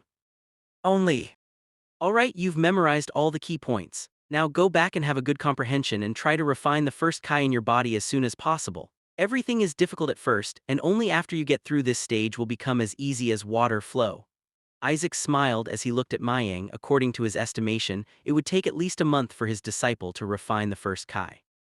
After a pause, Isaac said in relief, "You don't have to be anxious compared to the disciples of other schools. Countless medicines have nourished our bodies, and it's relatively easier for us to produce the first Kai." "Teacher, I already kept that in mind. After I go back, I'll definitely practice harder," Mayang said seriously and solemnly. Isaac smiled and patted Mayang's shoulder, very pleased with him. Then he said, "It's all right, everything is good. You're still young, you don't need to push yourself too hard." Yeah, Mayang nodded obediently, but in his heart, he was already planning his next training. After learning the higher level of training, Mayang knew that he had some busy days ahead of him. Heavenly Sky School's understanding of Kai and its training had opened a whole new door for him to enter a new stage of his training. Dragon Ball Godmu Chapter 11. Chapter 11 Separation. While Isaac was teaching Mayang the Kai-based technique alone, Eula and the other elders told Mexia about the Southern Region's Superpower Academy. When she learned that she was going to study at a place called Superpower Academy soon, Mexia's mouth dropped open. She didn't know what to say except that she was looking forward to the future. Soon the sun had risen over the mountains, and the sun's light was already generating heat on the people.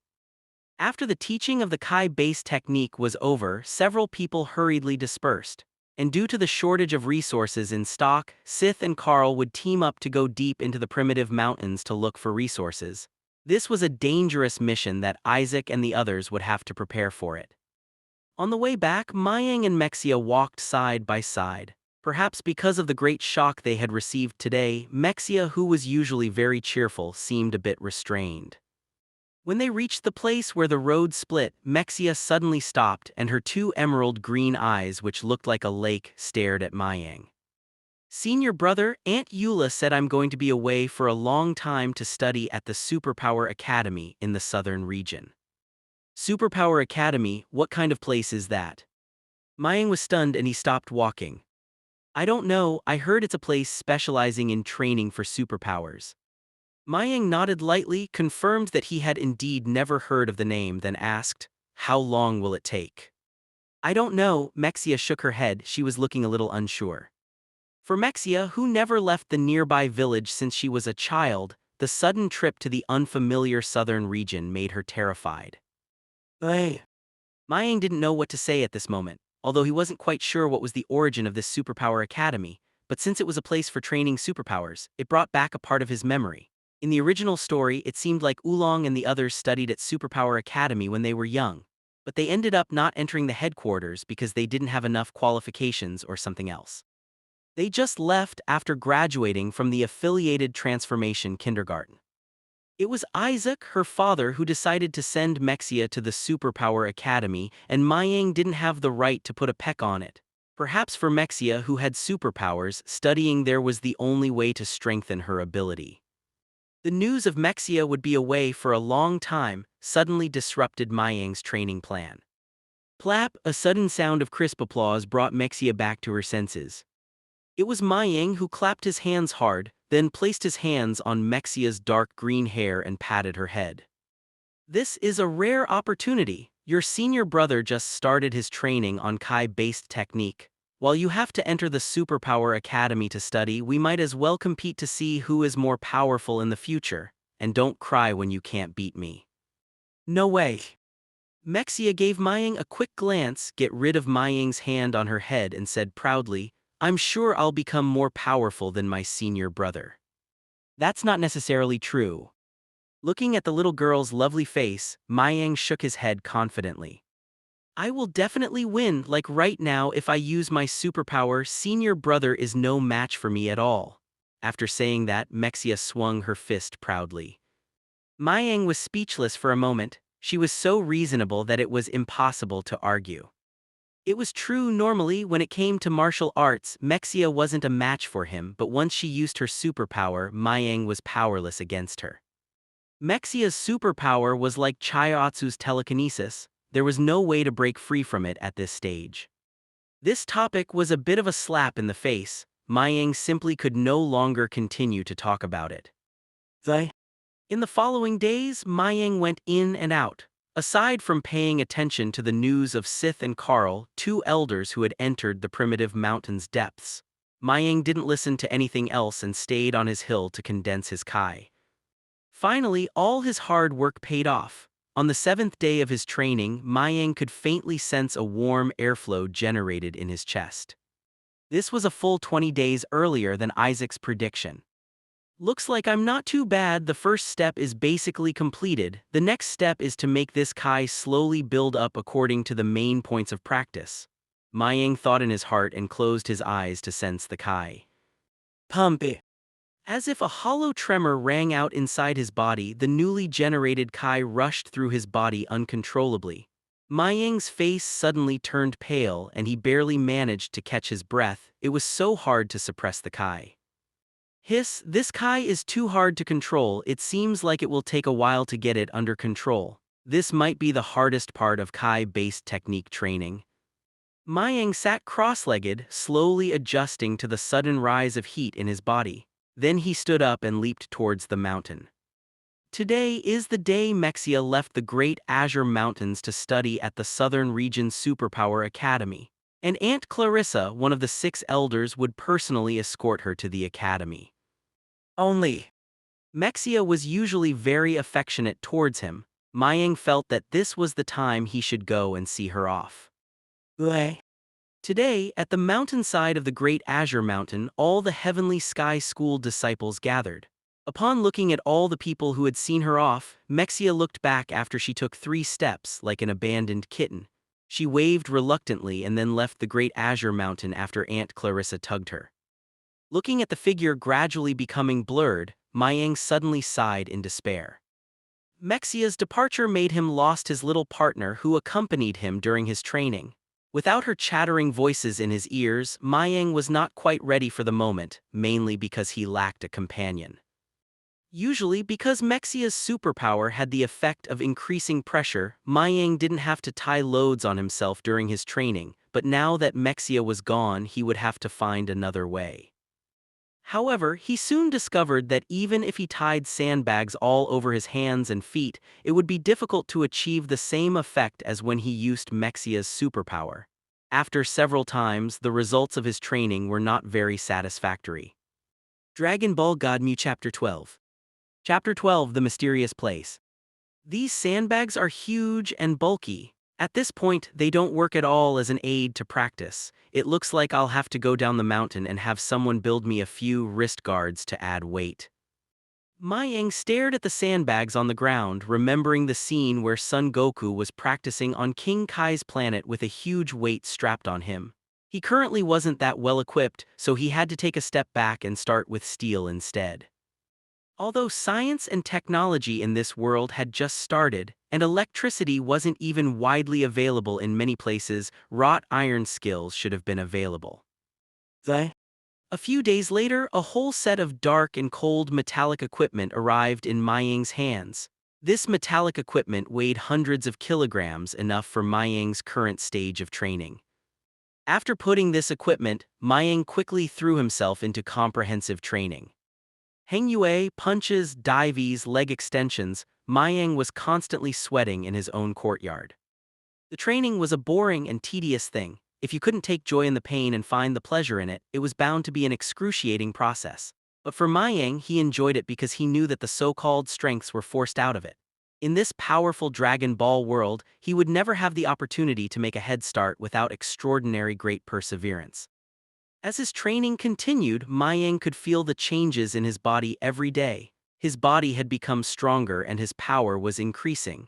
The tiny strand of Kai in his body had grown a little. It was as fine as a thread before, but now it got to the point where he could gather it into the thickness of a chopstick. It's not a lot yet, but it's a good start. The training continued today, and unknowingly that small strand of earthworm-like Kai began to flow through Mayang's body continuously. The Kai started from the heart, bypassed the internal organs, and then rushed towards the brain through a small, seemingly invisible channel. Everything seemed normal, but then the unexpected happened. When the Kai traveled to where the brain was, it suddenly seemed to sense some kind of power. Then, it went out of the veins into the cerebral cortex and then settled into consciousness. Oh no, something's wrong. A burning sting came from the depths of his consciousness. Mayang's body shook with a jolt, and he awoke from his training. At this point, the Kai was no longer under his control. Bang, bang, bang! It was like a heart beating, but the sound was definitely not coming from the heart but from the depth of his consciousness.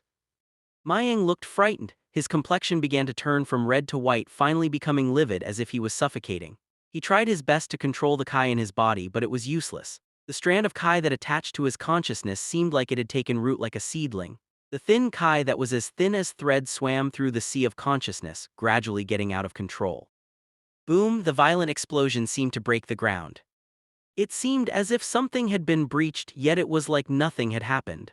The violent shock caused Mu Yang's eyes to stir and nearly shattered his sea of consciousness.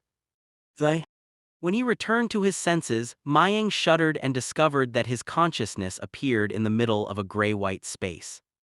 It was a particular space with very limited visibility around it, and everything was invisible from 10 meters away. Where is this place?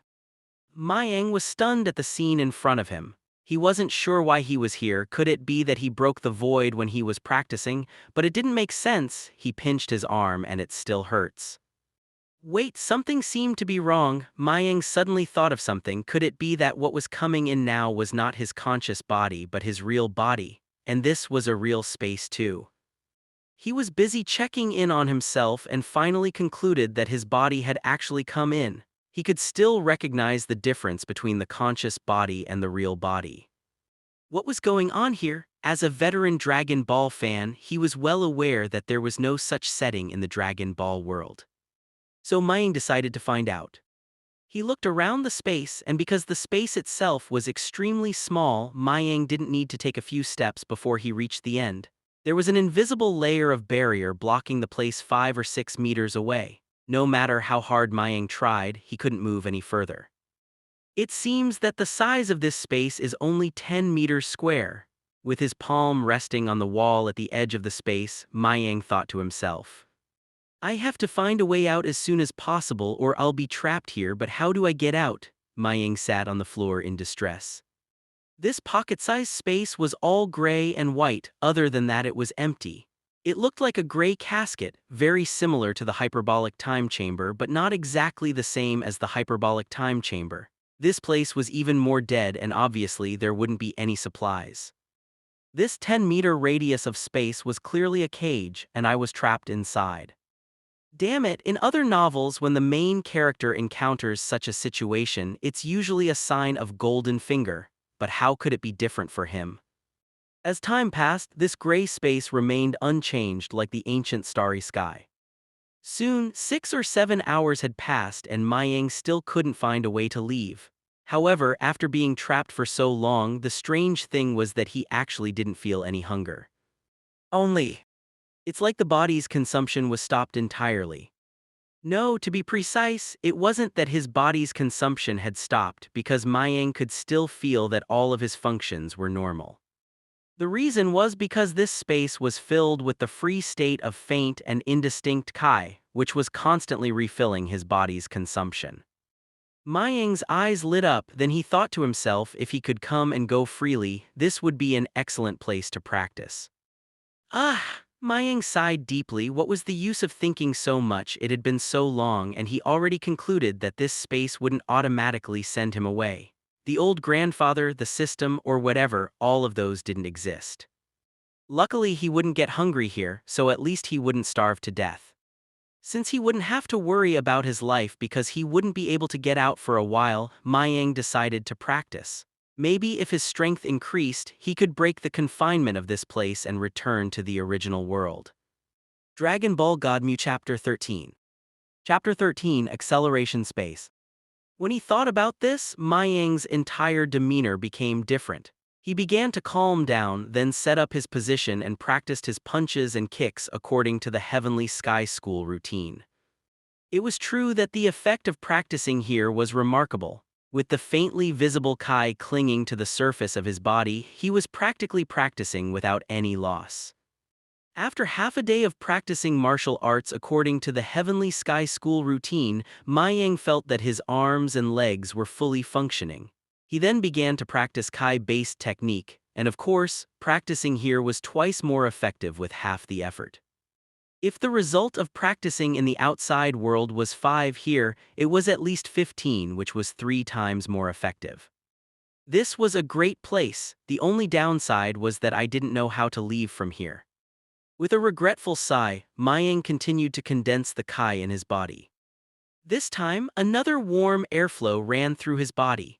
It was moving around his internal organs first, then following the tendons and veins into every bone of his body, simply by hearing a crackling sound.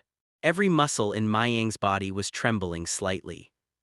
This Kai then left the muscle and bone and returned to the internal organs. It settled down like a swallow returning to its nest, quite rhythmically nourishing every cell in the body. As Mayang was immersed in this wonderful feeling, the energy in his body increased a little.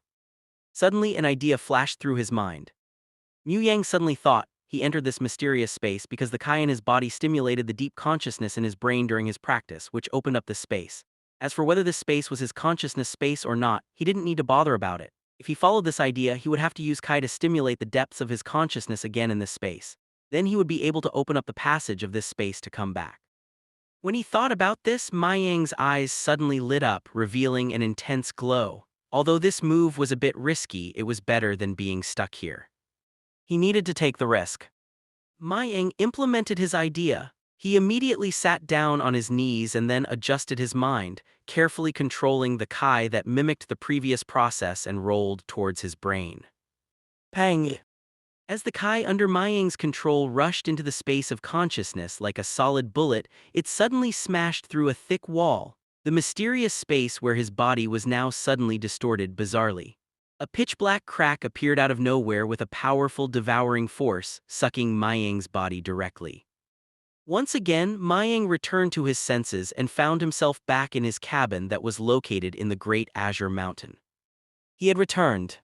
He could even get in and out of that space by himself now. Mayang clenched his fist. He was so excited that he wanted to shout out. Then, deep exhaustion suddenly swept over him, causing him to turn pale and collapse to the ground. What the hell? Why do I feel so tired when I am physically strong? Mayang was horrified but immediately realized that while being in that space, he didn't consume physical energy, he was only consuming for his spiritual energy. With his condition, he probably couldn't stay in that space for too long, or else his body would feel empty as it did now. What? He glanced at the sky's colors, the stars shining brightly in the dark night sky, hanging like a beautiful pearl. It's already night here. Mayang remembered that it was still morning when he entered that mysterious space. Then he was trapped in that space for about a total of 20 hours, but according to the time, it wouldn't be the night when he came out. Do the two spaces flow at different rates of time as if they were hyperbolic time chambers? Such speculations suddenly arose in his brain, making Mayang feel itchy and forgetting his fatigue. If the time flow of that mysterious space in his consciousness was really different from the outside world, he had a lot of room to manipulate. Mayang felt like he should just test it, but not right now. Now he needed to get some sleep and recover his strength first. He fell asleep immediately on the pillow and had a dreamless night. Early the next morning, early in the third morning to be exact, it turned out that as soon as Mayang laid down, he actually slept for 2 days straight. Luckily, Mexia wasn't here, or else with all her daily visits. Mayang was afraid she would cause him trouble again when she saw him unconscious. This morning, when the sun rose, Mayang found 2 incense sticks with the same length in his room, so he lit them. He inserted one stick in a stone crack on the ground and held another one in his hand. Then, after he meditated and contemplated for a while, the passage into the mysterious space was opened again.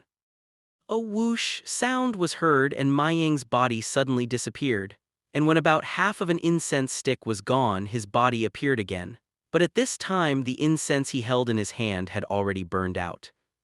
Mayang took the 2 incense sticks and compared them, looking at the tall incense in his hand, and then at the half-burned one on the ground. His 2 eyes couldn't help but burst with a delightful bright light. The time flow was really different on both sides, and the mysterious space on the other side of his consciousness was twice as fast as the outside world. With twice the speed of time flow and to a certain extent he could practice in it without feeling tired, it was simply a holy place for training. If the newcomer Mayang still had a little doubt about whether he could establish himself in the Dragon Ball world or not, now with that acceleration space, Mayang was completely confident that he could make his way here. Haha, let's just name that space Acceleration Space. Mayang smiled as he gave that space a name. It was simple and clear: Acceleration Space. Only. Actually, deep down his heart, Mayang secretly felt that the utility of that space shouldn't be limited to that. The function similar to the hyperbolic time chamber might just be a small function of its insignificance.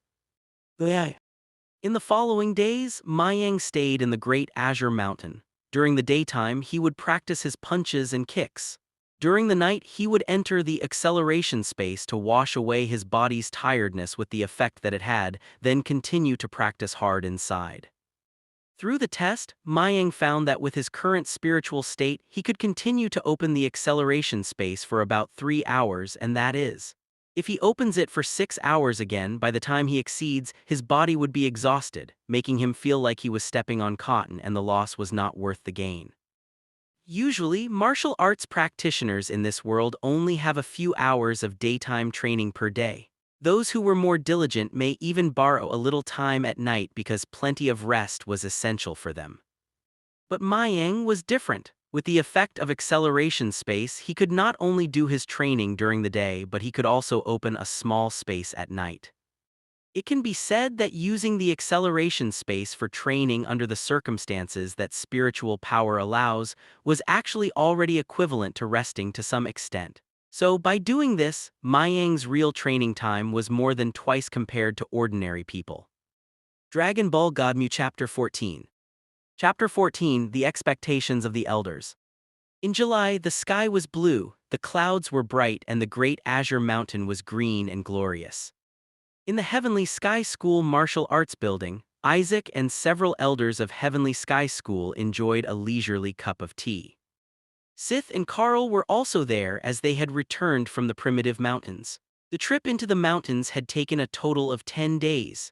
After climbing over dozens of mountains, they had brought back enough medicinal bathing materials and they wouldn't have to worry about medicine for quite some time. With the ingredients stored away, a few of them sat around.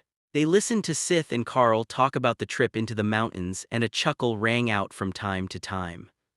The tea set was placed in the center with Alice's proficiency in tea brewing, the small spoonful of freshly fried green tea steeped in the clear spring water. After a while, the camellia dispersed, emitting a fragrance of tea from the heat. If my calculation is right, Mexia should have almost arrived at the Superpower Academy. Receiving a cup of tea from his wife, Isaac began to miss his lovely daughter. Alice looked at the calendar on the wall. It's about time. I don't know how she's doing and whether she's in the advanced class or not. Mexia is very smart, I'm sure she can do it, Bayaros, a handsome blonde man, smiled and said. I hope so, Alice smiled faintly. The Superpower Academy was divided into the junior class, intermediate class, and advanced class. There were different training rules for superpowers users with different potentials. If you could enter the advanced class, you'd be starting one level above the others, not to mention graduating with a different certificate. It was also an opportunity for the superhuman themselves, which extremely beneficial to the development of their power. As a mother, Alice wanted her daughter to enter the advanced class, but she wouldn't force it. After all, with the Heavenly Sky School at her back, even if her daughter was just an ordinary woman like her, she would never suffer in the future. Both of you don't have to worry, Clarissa should be sending a reply soon. Seeing Isaac and Alice's worried look, Sith said with a smile before taking a sip of his tea. He could understand how Isaac and Alice felt. After all, how could a parent not be concerned when their child was away, but with Clarissa tagging, there was nothing to worry about. The elders' conversation shifted away from Mexia and gradually turned to a couple of the school disciples, commenting on their strengths and weaknesses one by one. In the Heavenly Sky School, all disciples were theoretically the headmaster's disciples. Still, in practice, each elder would specifically teach one or two disciples. Although these disciples didn't bear the name of their teachers or other disciples, they were teachers and disciples, so they knew their disciples very well. It is a long-standing principle to communicate on the condition of the disciples at regular intervals, so the more accurate program of further training can be developed through these communications. When it came to talking about Mayang, there was an outburst of emotion. 10 minutes ago, Mayang had just come and asked them a few questions about the problems he had encountered during his training. Mayang's improvement is so great, I thought it would be some years before he could ask those questions. I didn't expect him to ask them now. Carl looked at the others and spoke in a depressive tone. Eula nodded. By the looks of it, he should have already grasped the secret of Heavenly Sky Beam. Maybe soon, our Heavenly Sky School will spawn one of the youngest disciples ever to master Heavenly Sky Beam. After saying that, Eula looked at Isaac and smiled. Congratulations, brother Isaac. Isaac was quite impressed. His disciple was promising and he felt twice as proud. To be honest, in the past few days, his disciple seemed like a new person, progressing day by day, unaware of the fact that he had already left the other disciples far behind. That was indeed an excellent example as a senior disciple, also incredibly beneficial for the school. Isaac nodded with a faint smile and didn't hold back his compliments. According to Mayang's current progress, 3 years from now, he might have a chance of participating in the 11th World Martial Arts Tournament. At his age, he can make it into the quarterfinals. If we can make it into the quarterfinals, we can make our Heavenly Sky School proud. Bayaros cut up the conversation. He looked very excited. The World Martial Arts Tournament is a competition held every 5 years as a joint project of the various martial arts schools in the world. At this time, the World Martial Arts Tournament was not yet officially hosted by the Earth's government as it was in the original story. Instead, famous martial arts schools hosted it on a rotating basis. Only. In the past years, Heavenly Sky School had not participated in the World Martial Arts Tournament very often. First, because Heavenly Sky School didn't have a lot of disciples, so it was impossible to screen out the players who meet the requirement. Although there was no maximum age limit set for the World Martial Arts Tournament, it was often the newcomers of each school who were participating. The future of the schools lay with the young generation. The older generation of the schools was too embarrassed to compete on the same stage as the younger generation. Secondly, at the end of the day, it was actually a matter of strength. Even if there happened to be suitable disciples who could participate, most of Heavenly Sky School's results weren't very good, and it had been a few years since they had made it to the quarterfinals. In fact, as Bayero said, making it to the quarterfinals was somehow already considered a prestigious achievement for the school. Isaac had an extremely high value on Mayang as a disciple. Otherwise, he wouldn't have taught him the Kai-based technique earlier. However, Isaac was equally aware that there were different people outside of the world and the sky is the limit. Knowing that it was the #1 martial arts tournament in the world which would bring together the most outstanding martial art practitioners from all over the world. Even if Isaac himself were to participate, he might not be able to achieve the best results. For Mayang to participate in the World Martial Arts Tournament at his age, it would be extremely difficult to get into the quarterfinals. Of course, Mayang didn't know what was going on in Isaac's mind, because at this time he was practicing alone in the martial arts training ground in the back of the mountain. Time flies and quietly passes. At this time, it has been a month since Mayang discovered the acceleration space.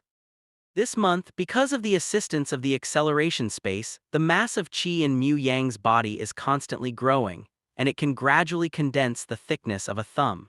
This is a very rare improvement because according to the normal cultivation speed to achieve this level, it will take at least 3 or 4 months of hard cultivation. Although this qi is still very weak compared to his teacher Isaf, but it has greatly increased Mu Yang's confidence in the future and made him more diligent in his cultivation. On this day, with the increase in the aura in the body, Mu Yang has been able to sense the heat flow in the body. So he tried to imitate Isaver's movements to release Tiangxin Liu's qigong. I saw Mu Yang's expression solemn, holding his breath, posing in a posture, using his 2 fingers to form a sword, and using all his strength to concentrate the heat in his body between the index finger and middle finger of his right hand. Heavenly Heart Qigong. These energies gathered together and gradually generated a high temperature. Seeing a bright light from the fingertips, the Qigong wave was about to be released. After a distance of half a meter, it turned into a cloud of smoke and disappeared. Dud. Mu Yang looked awkwardly at the thin mist in front of him. Fortunately, no one saw it, otherwise my debut would be embarrassing. The point of releasing Qigong waves is to attack with overwhelming momentum, aiming at a vent, and sweeping away like a broken bamboo. The Qigong wave that Mayang released just now was not condensed, and the quality was not good. No matter whether it was explosive or penetrating, it failed to meet the standard. This was because the qi in Mayang's body was not strong enough. However, although he failed to release the Qigong wave this time, Mu Yang kept it in his heart silently, but he was not discouraged, and he continued to practice more attentively. Primitive Mountain's Inner Circle. The original mountain range stretches for hundreds of kilometers as a whole, and it is really too big inside. What is in the deepest place? Even the ancestors of Tiangxin Liu who have been rooted in the vicinity of the original mountain for many years, after wave of exploration, have not put the entire inner thoroughly explore the field of circles. At this time, in the depths of the original mountain range, where the inner circle and the outer boundary meet, Mayang wandered aimlessly here.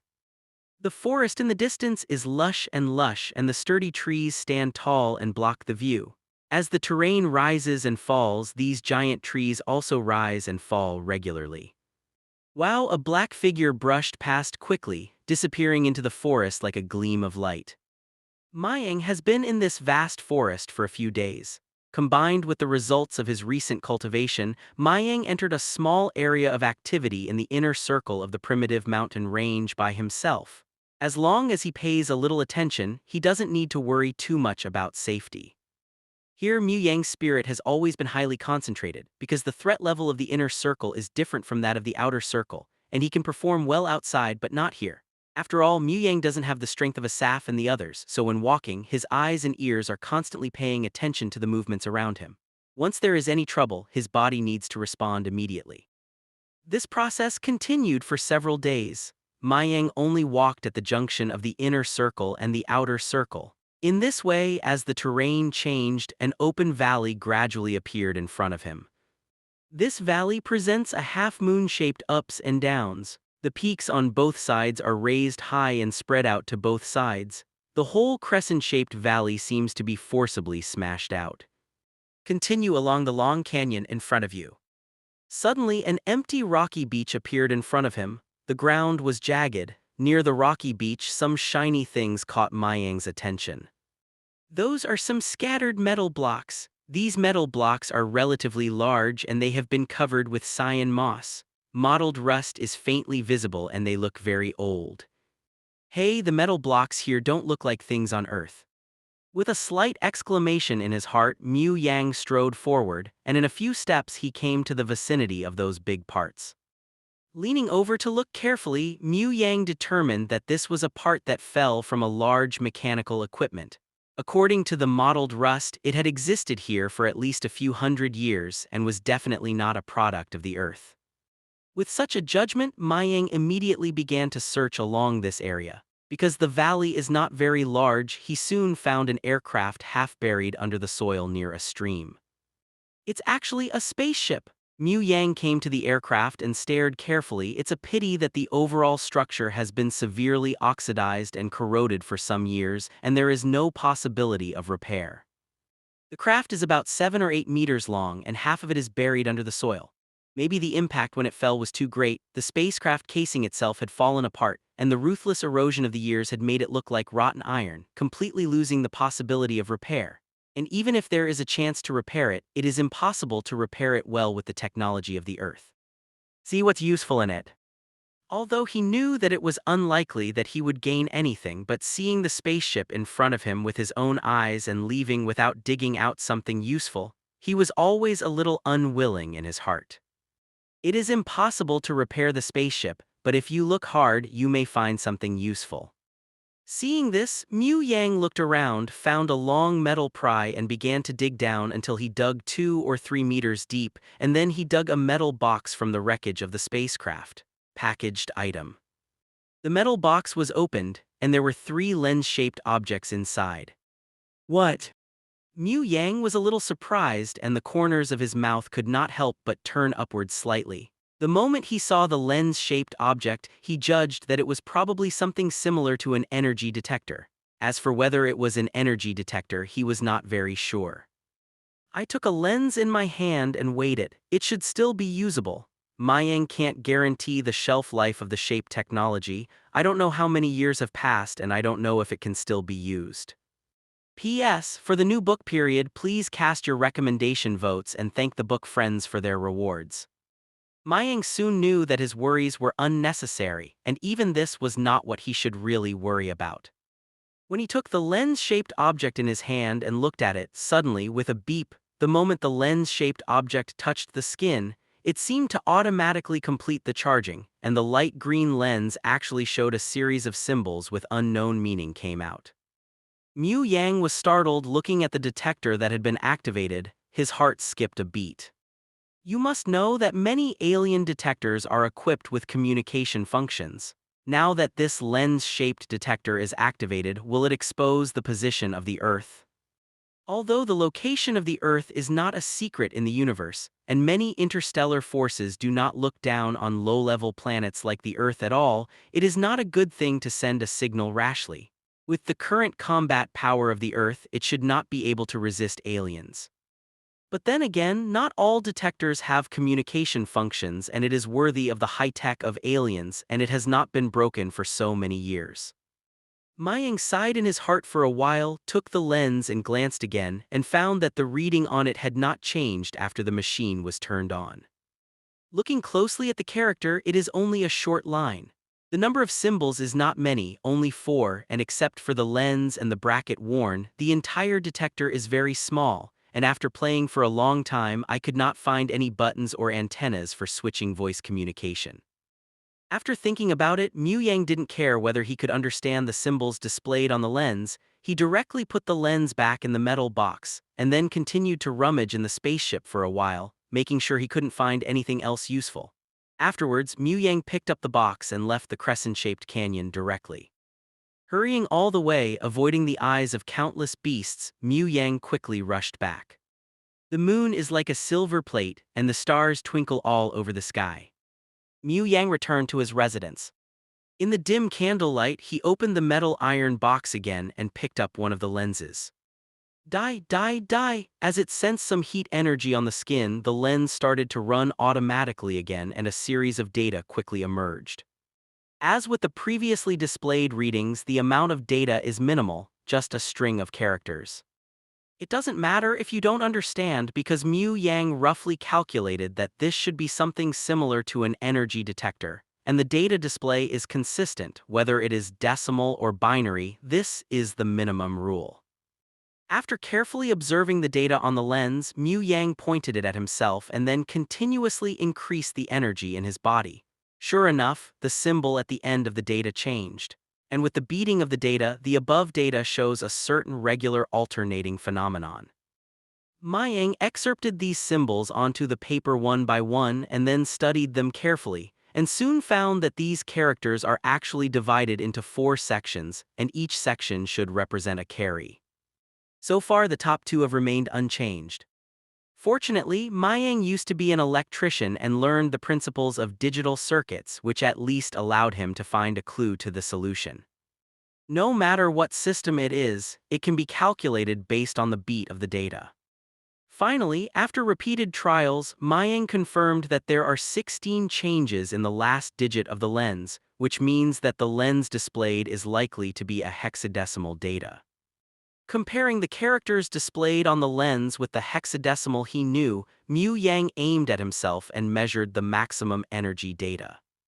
A string of data is displayed on the lens, and these characters are replaced by hexadecimal on the Earth, which is 2F. Convert to decimal 47. In other words, Yang's current energy number or combat power is 47 points.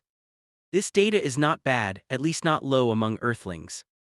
Yang looked at the data and slapped his mouth. You must know that a year ago, when Yang had just crossed over, the combat power was estimated to be not even 15. It has almost tripled in 1 year, which is not easy. It's good now. With the specific data comparison, it becomes more clear to practice. I just don't know if this data is consistent with the calculation method of combat power that is common in the universe. It should be about the same. Compared with the energy detector of the Frieza Force in the original book, the detector in Yang's hands lacks the function of geolocation, and from the monotonous character display it should not have the function of communication. Obviously, this is just a simple energy detection. It is just a weapon, but correspondingly its detection range seems to be wider, with all 4-digit hexadecimals filled, and the upper limit can detect almost 65,000 combat power. Ashamed to say, at present, Yang can only make the last 2 detectors jump slightly. Immediately, Yang smiled lightly, and his heart was full of enthusiasm. This is a quantified comparison. I used to know that I was growing every day, but the specific growth rate was very vague. With this energy detector, it is like playing a game, watching my level keep rising. This intuitive the performance made Yang feel more motivated. In the martial arts building, Isaf and Yang sat face to face. After the 7-day guidance, Yang was left alone by Isaver. Teacher, Yang nodded slightly towards Isaver. Previously, he used the detector to test the elders such as Isaf. In the daily state, the data of Isaf and others are between 60 and 70. Among them, the data of the teacher Isaf is the highest, reaching 74, but Deep Yang, who knew the characteristics of Earth martial arts, would not think that this was their highest combat power. If he really exploded with all his strength, Isaver's combat power might exceed 80. Did you encounter any difficulties while cultivating during this period? Isafar asked with a smile. The disciple feels very good so far and has not encountered a bottleneck, Mu Yang replied. Yeah, Isiver nodded, then said solemnly, Mayang, in another 3 years or so there will be a grand martial arts conference on Maple Leaf Island in the southern region, and masters from all over the world will gather at that time. There. This is a rare opportunity to exercise. The teacher means that I hope you can participate on behalf of Tian Xinliu. A martial arts conference that gathers masters from all over the world. Mu Yang heard the words, his heart swayed. Isn't that the #1 martial arts conference in the world? Teacher, please tell me the details of the martial arts club, Mu Yang said quickly. Asaph chuckled lightly and said, even if you don't ask, I will tell you carefully. He looked at Mu Yang with a light smile, moistening his throat. Speaking of the martial arts club, the full name is the world's #1 martial arts club. In fact, many sessions have been held. The earliest was a private exchange meeting between top schools, but with the continuous expansion of the scope of exchanges over the years, the martial arts club has also become more and more grand, and now it is mainly held by those well-known schools, but the participating members have expanded to the entire martial arts world. 3 years later, the 11th world's #1 martial arts club will be held. Because of our poor strength in the past, we didn't have the face to send our disciples to participate. You are the best performer in our new generation, so the teacher hopes that you can represent Tianxin Liu to participate in the competition. It doesn't matter if you can achieve good results, Quan Dang, it's an opportunity to exercise. Asaf explained patiently. According to his estimation, if Mayang can cultivate seriously in the next 3 years, it should not be difficult to achieve good results in the world's #1 martial arts club. But to win the championship is too difficult. Isiver's requirements are not high. As long as he can make the top 8, it's fine, but Isiver doesn't know that his positioning of Mayang is actually underestimated. 3 years later. The 11th world's #1 martial arts club. Mayang's eyes couldn't help shining. This was the first time he figured out the age of the Dragon Ball world he was in. Previously, due to the backwardness of the current level of Earth science and technology, the news was blocked and there was no accurate reference point. So for a long time, Mayang had not figured out how many years he was in the era from the beginning of the plot. Now, the news that Asaf brought about the world's #1 martial arts club has made him find a reference point.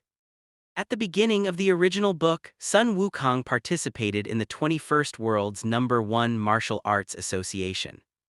And he was 10 times earlier than Sun Wukong. If it is calculated every 3 years, it is 30 years. No, Mu Yang shook his head. The time interval before the 21st World #1 Martial Arts Conference was 5 years, not 3 years. Then the 10th is 50 years, plus the next 3 years, that is to say, there are at least 53 years before the plot begins. In this way, the time he traversed to the Dragon Ball world was actually 54 years before the plot began. Mayang couldn't help but stunned. It was really long enough. In 54 years when the plot started, he was in his 60s or 70s and he was a bad old man. After learning the news of the world's #1 martial arts society from the mouth of his teacher, Isaf, Mu Yang left and returned to his hut, but he was thinking about the martial arts meeting in his heart. After confirming the time period he was in, Mu Yang's heart settled down instead. His eyes were aimed at the energy detector placed in the metal box, and the corners of Mu Yang's mouth twitched slightly. For the time being, let's not think about what will happen more than 50 years from now, and now we should cultivate our kung fu well, then the next martial arts meeting will be my first step in making a name for myself in this world. In the original work, the immortal turtle who lived for more than 300 years was still alive until the beginning of the plot, and was known as the god of martial arts and was active on the stage of history. It can be seen that when the power is strong to a certain extent, using certain means, it must be possible to prolong the lifespan. According to legend, the reason why Turtle Immortal can live so long is because of taking the elixir of life, while another rumor says that Turtle Immortal has eaten the undead grass in the immortal forest. Which statement is reliable? Mu Yang can't figure out the specific situation, but people like Turtle Immortal, Crane Immortal, Tao Beibai and Divination Granny have lived for hundreds of years. 1 or 2 can be said to be a miracle, but all of a sudden. If there are 4, there must be a reason. As long as this cause is on the earth, then with his understanding of the Dragon Ball world, Mayang believes that he has a chance to obtain it. Thinking about it this way, the small goal of living until the beginning of the plot does not seem to be difficult to achieve. Of course, Mu Yang's goal is by no means like turtle immortals and crane immortals who are already elderly when the plot begins. He not only has to live but also to maintain good physical condition. In the early morning, the scenery is quiet. The wind blew the leaves and rustled in the ears, the frogs croaked in the fields, the grass in the distance was covered with dew, and the sound of insects and birds could be heard from time to time in the quiet forest. On the hill, a young man is gathering the energy in his body.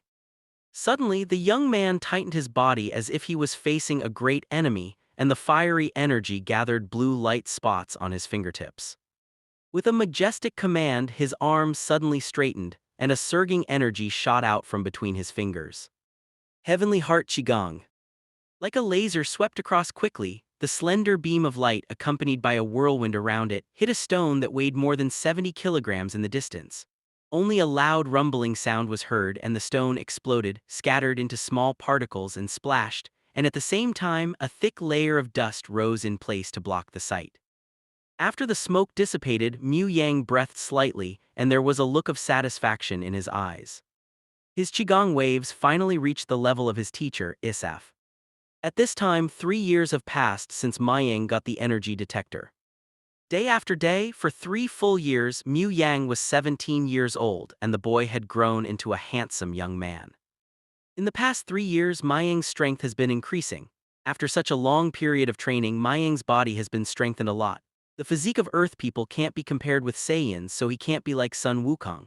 Carry out all kinds of extreme challenges without worry, but thanks to the effect of the acceleration space, Mayang's combat power has now reached 85. This value is not high and cannot be compared with Sun Wukong and others at the same time, but for today's people on Earth, it is already a master. Over the years, Mayang did not deliberately improve his combat power.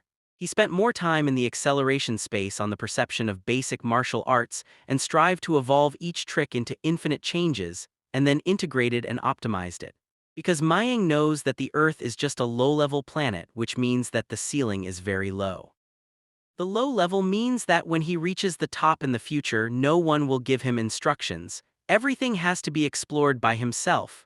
Therefore, for future development, Mayang is conscious in this limited growth interval in the early stage.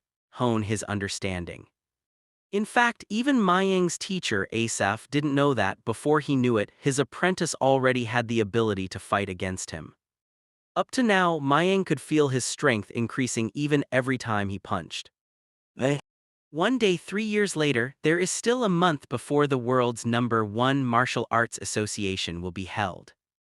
Due to the backward traffic, it takes a lot of time to rush from Dakingshan in the northern hemisphere to Maple Leaf Island in the southern region. So on this day, Mu Yang packed his bags and, accompanied by Uncle Sissy, started his journey to Maple Leaf Island. Mayang perform well and get good grades is of course the best, even if not, it's good to be able to get exercise.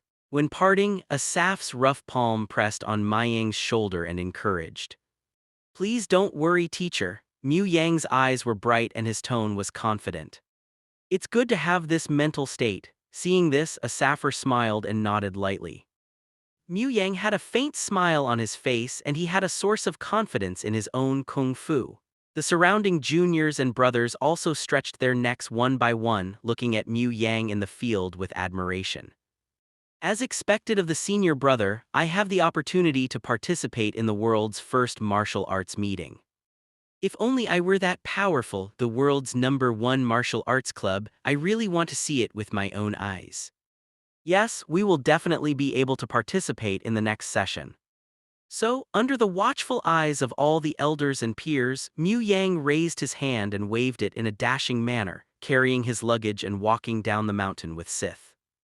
The journey to Maple Leaf Island requires the help of a steam locomotive, and the nearest railway station is nearly 100 kilometers away from Dakingshan. The red sun hung on the horizon, and the setting sun dyed the horizon red. When Mayang and Sith stepped up and walked into the only nearby town with a train station, A whole day had passed. The town is called Changshan Town, named after the pristine mountains with mountains and peaks below. It is the only transportation route from nearby villages to the outside world. Compared with the villages at the foot of Daqing Mountain, it is obviously much more prosperous. The existence of the railway station played a key role in the development of Zhongshan Town.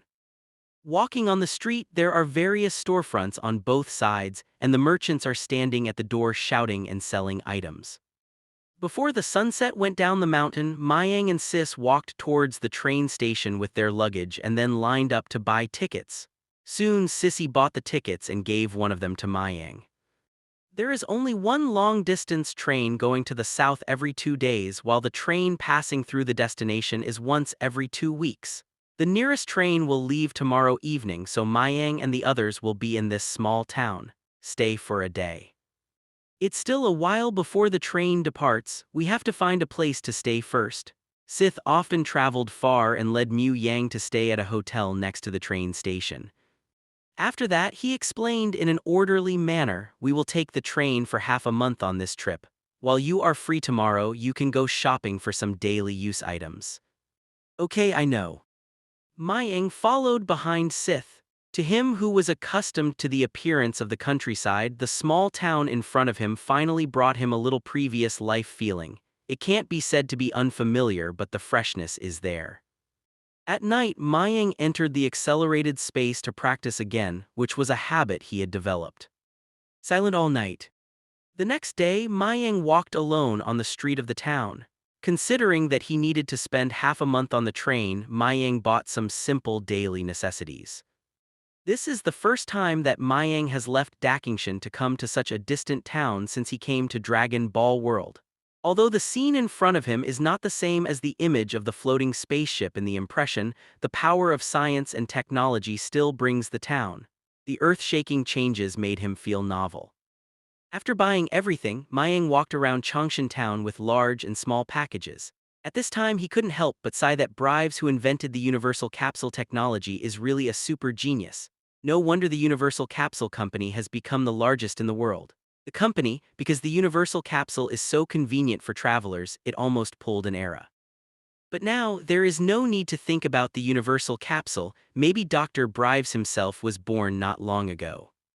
A white martial arts uniform was blowing in the wind. Mu Yang walked on the street, attracting side glances from the people around him from time to time.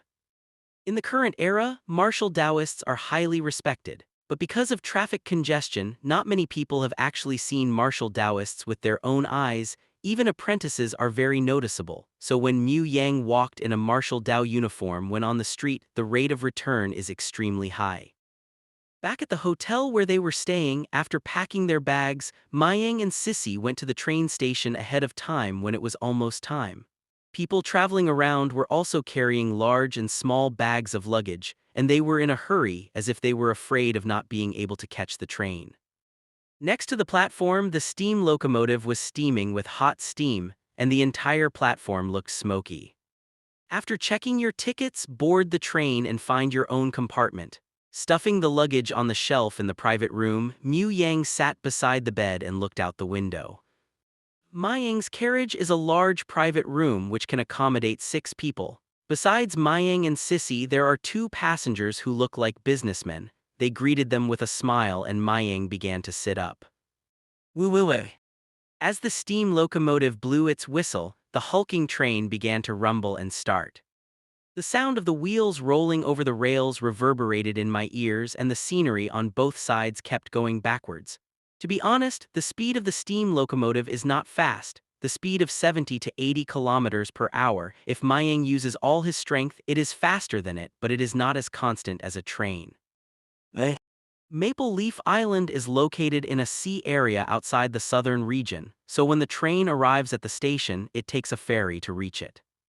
The steam train went over the mountains, from the plains to the hills and from the hills into the mountains.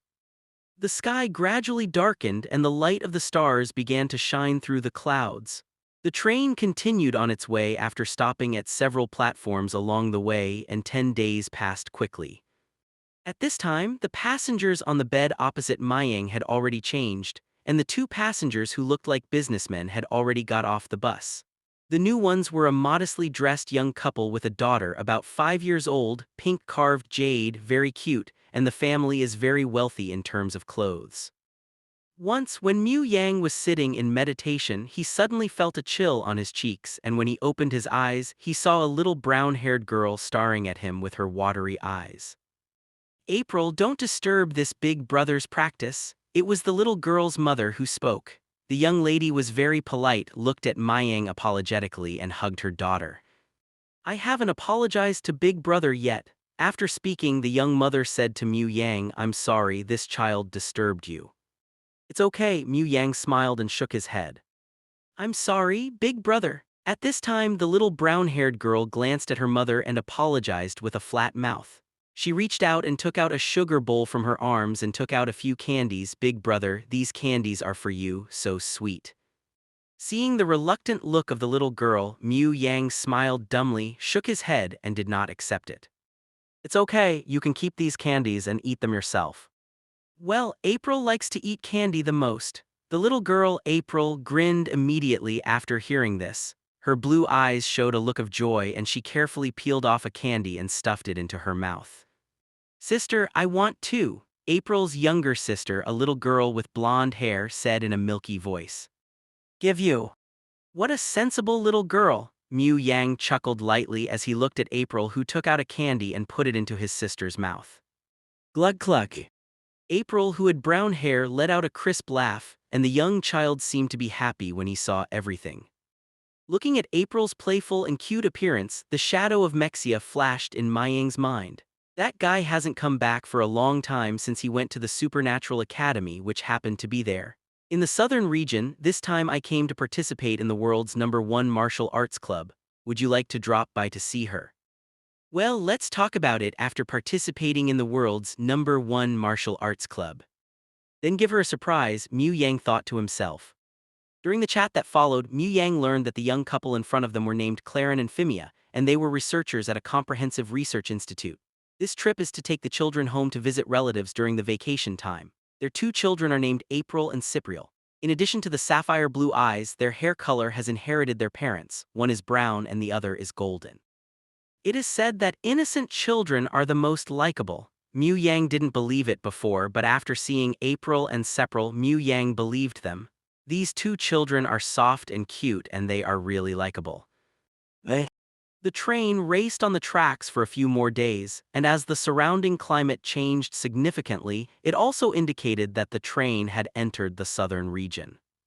At this time, it is still summer in the northern hemisphere and it is cold winter in the southern hemisphere, so the air exhaled when getting off the car is full of air masses. Brother Mayang, I wish you good results in the martial arts meeting.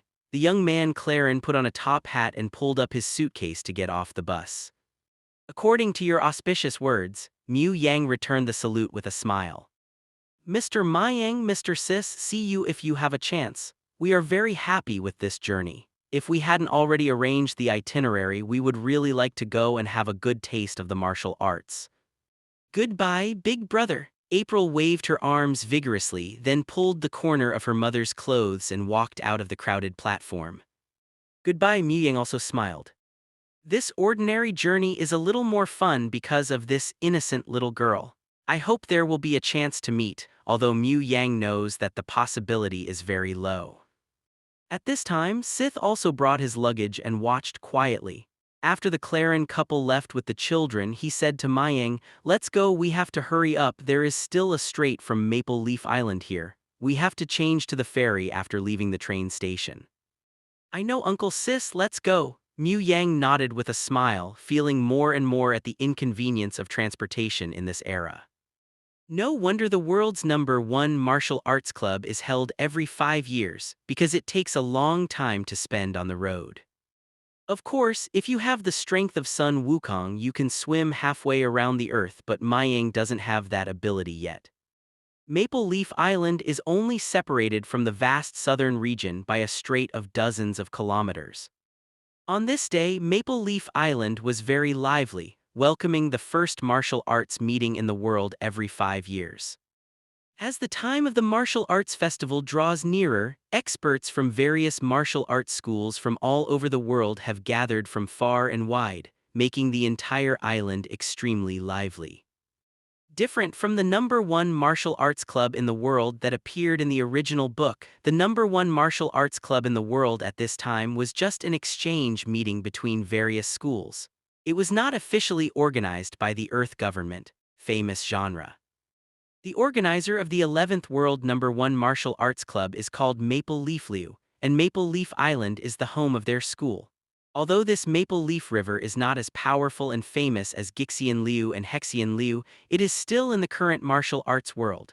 It is also a very outstanding martial arts genre.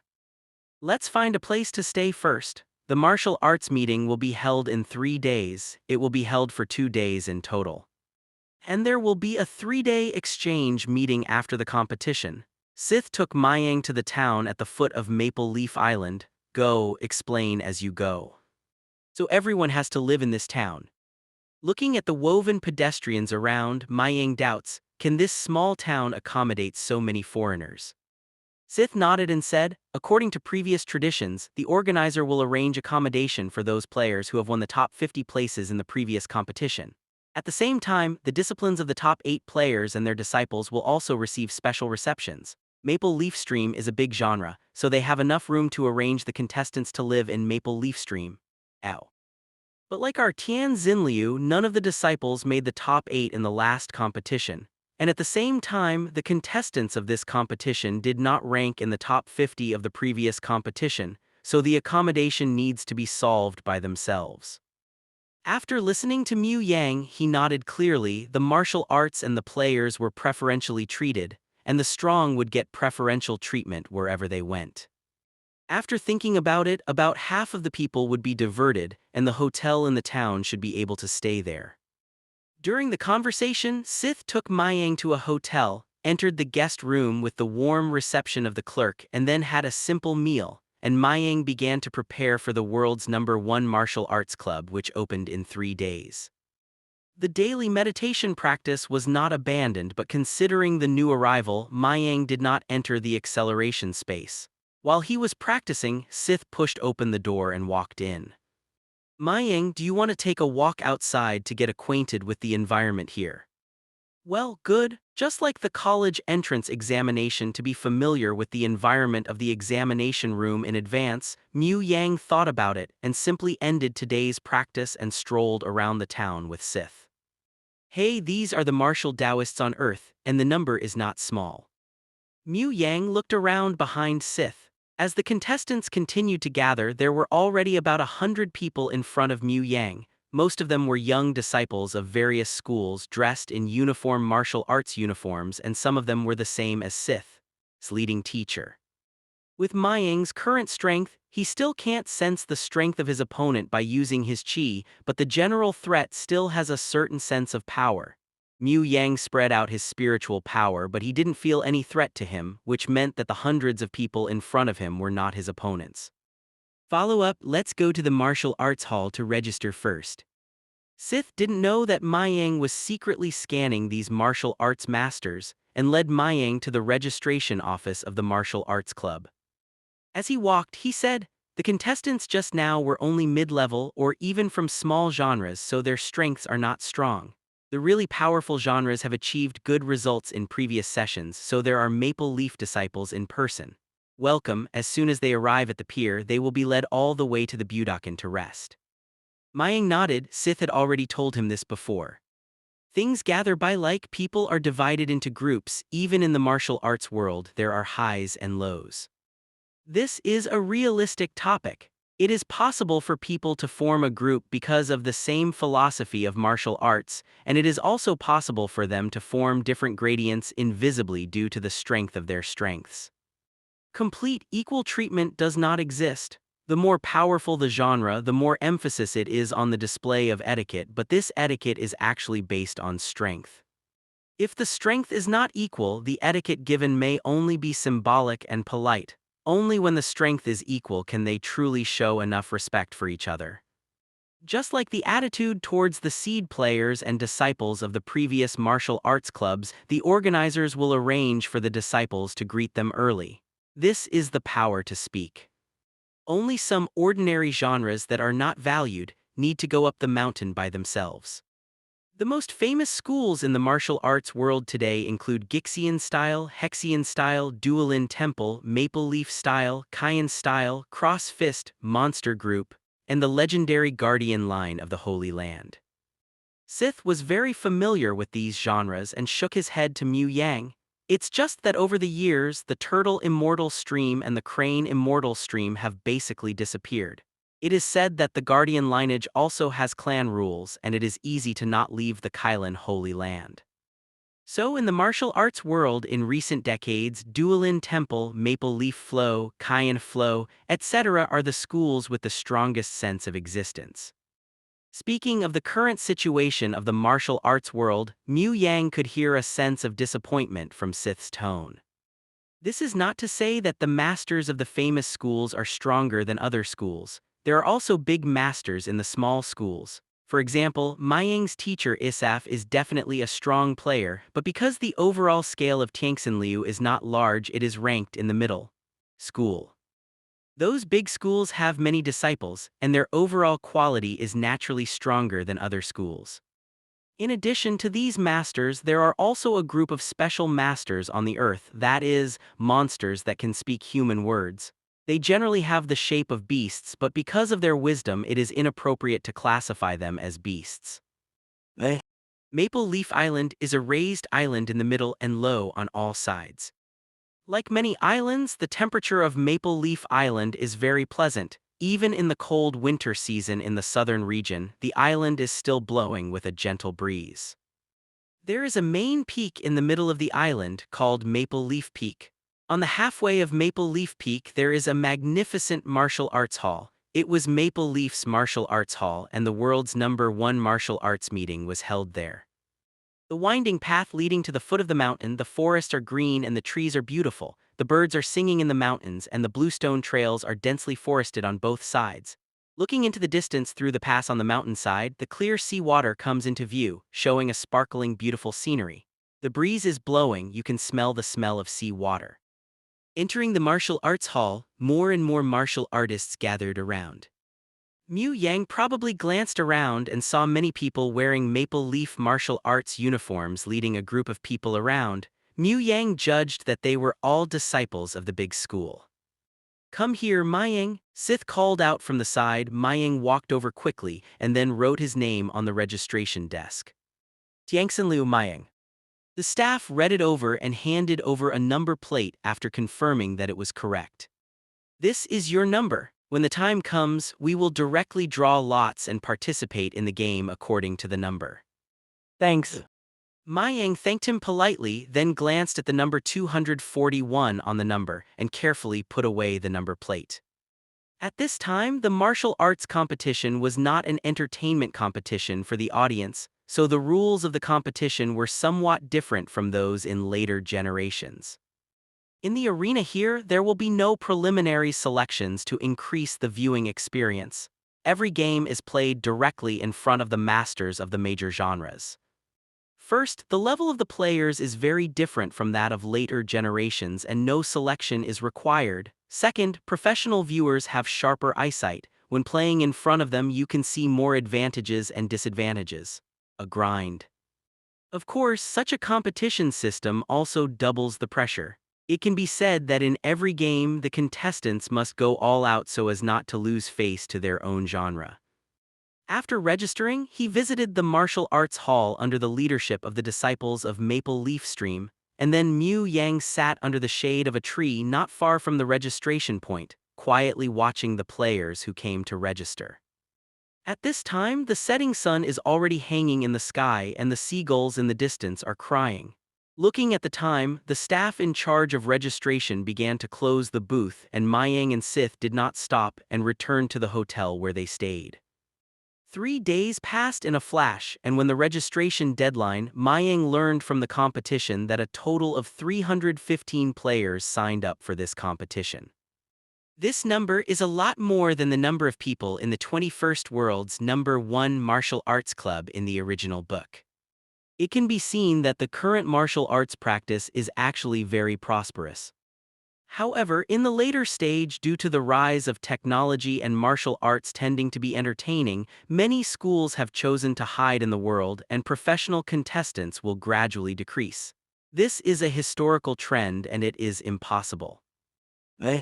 This morning, the world's #1 martial arts club finally opened. Maple Leaf Martial Arts Hall is crowded with people.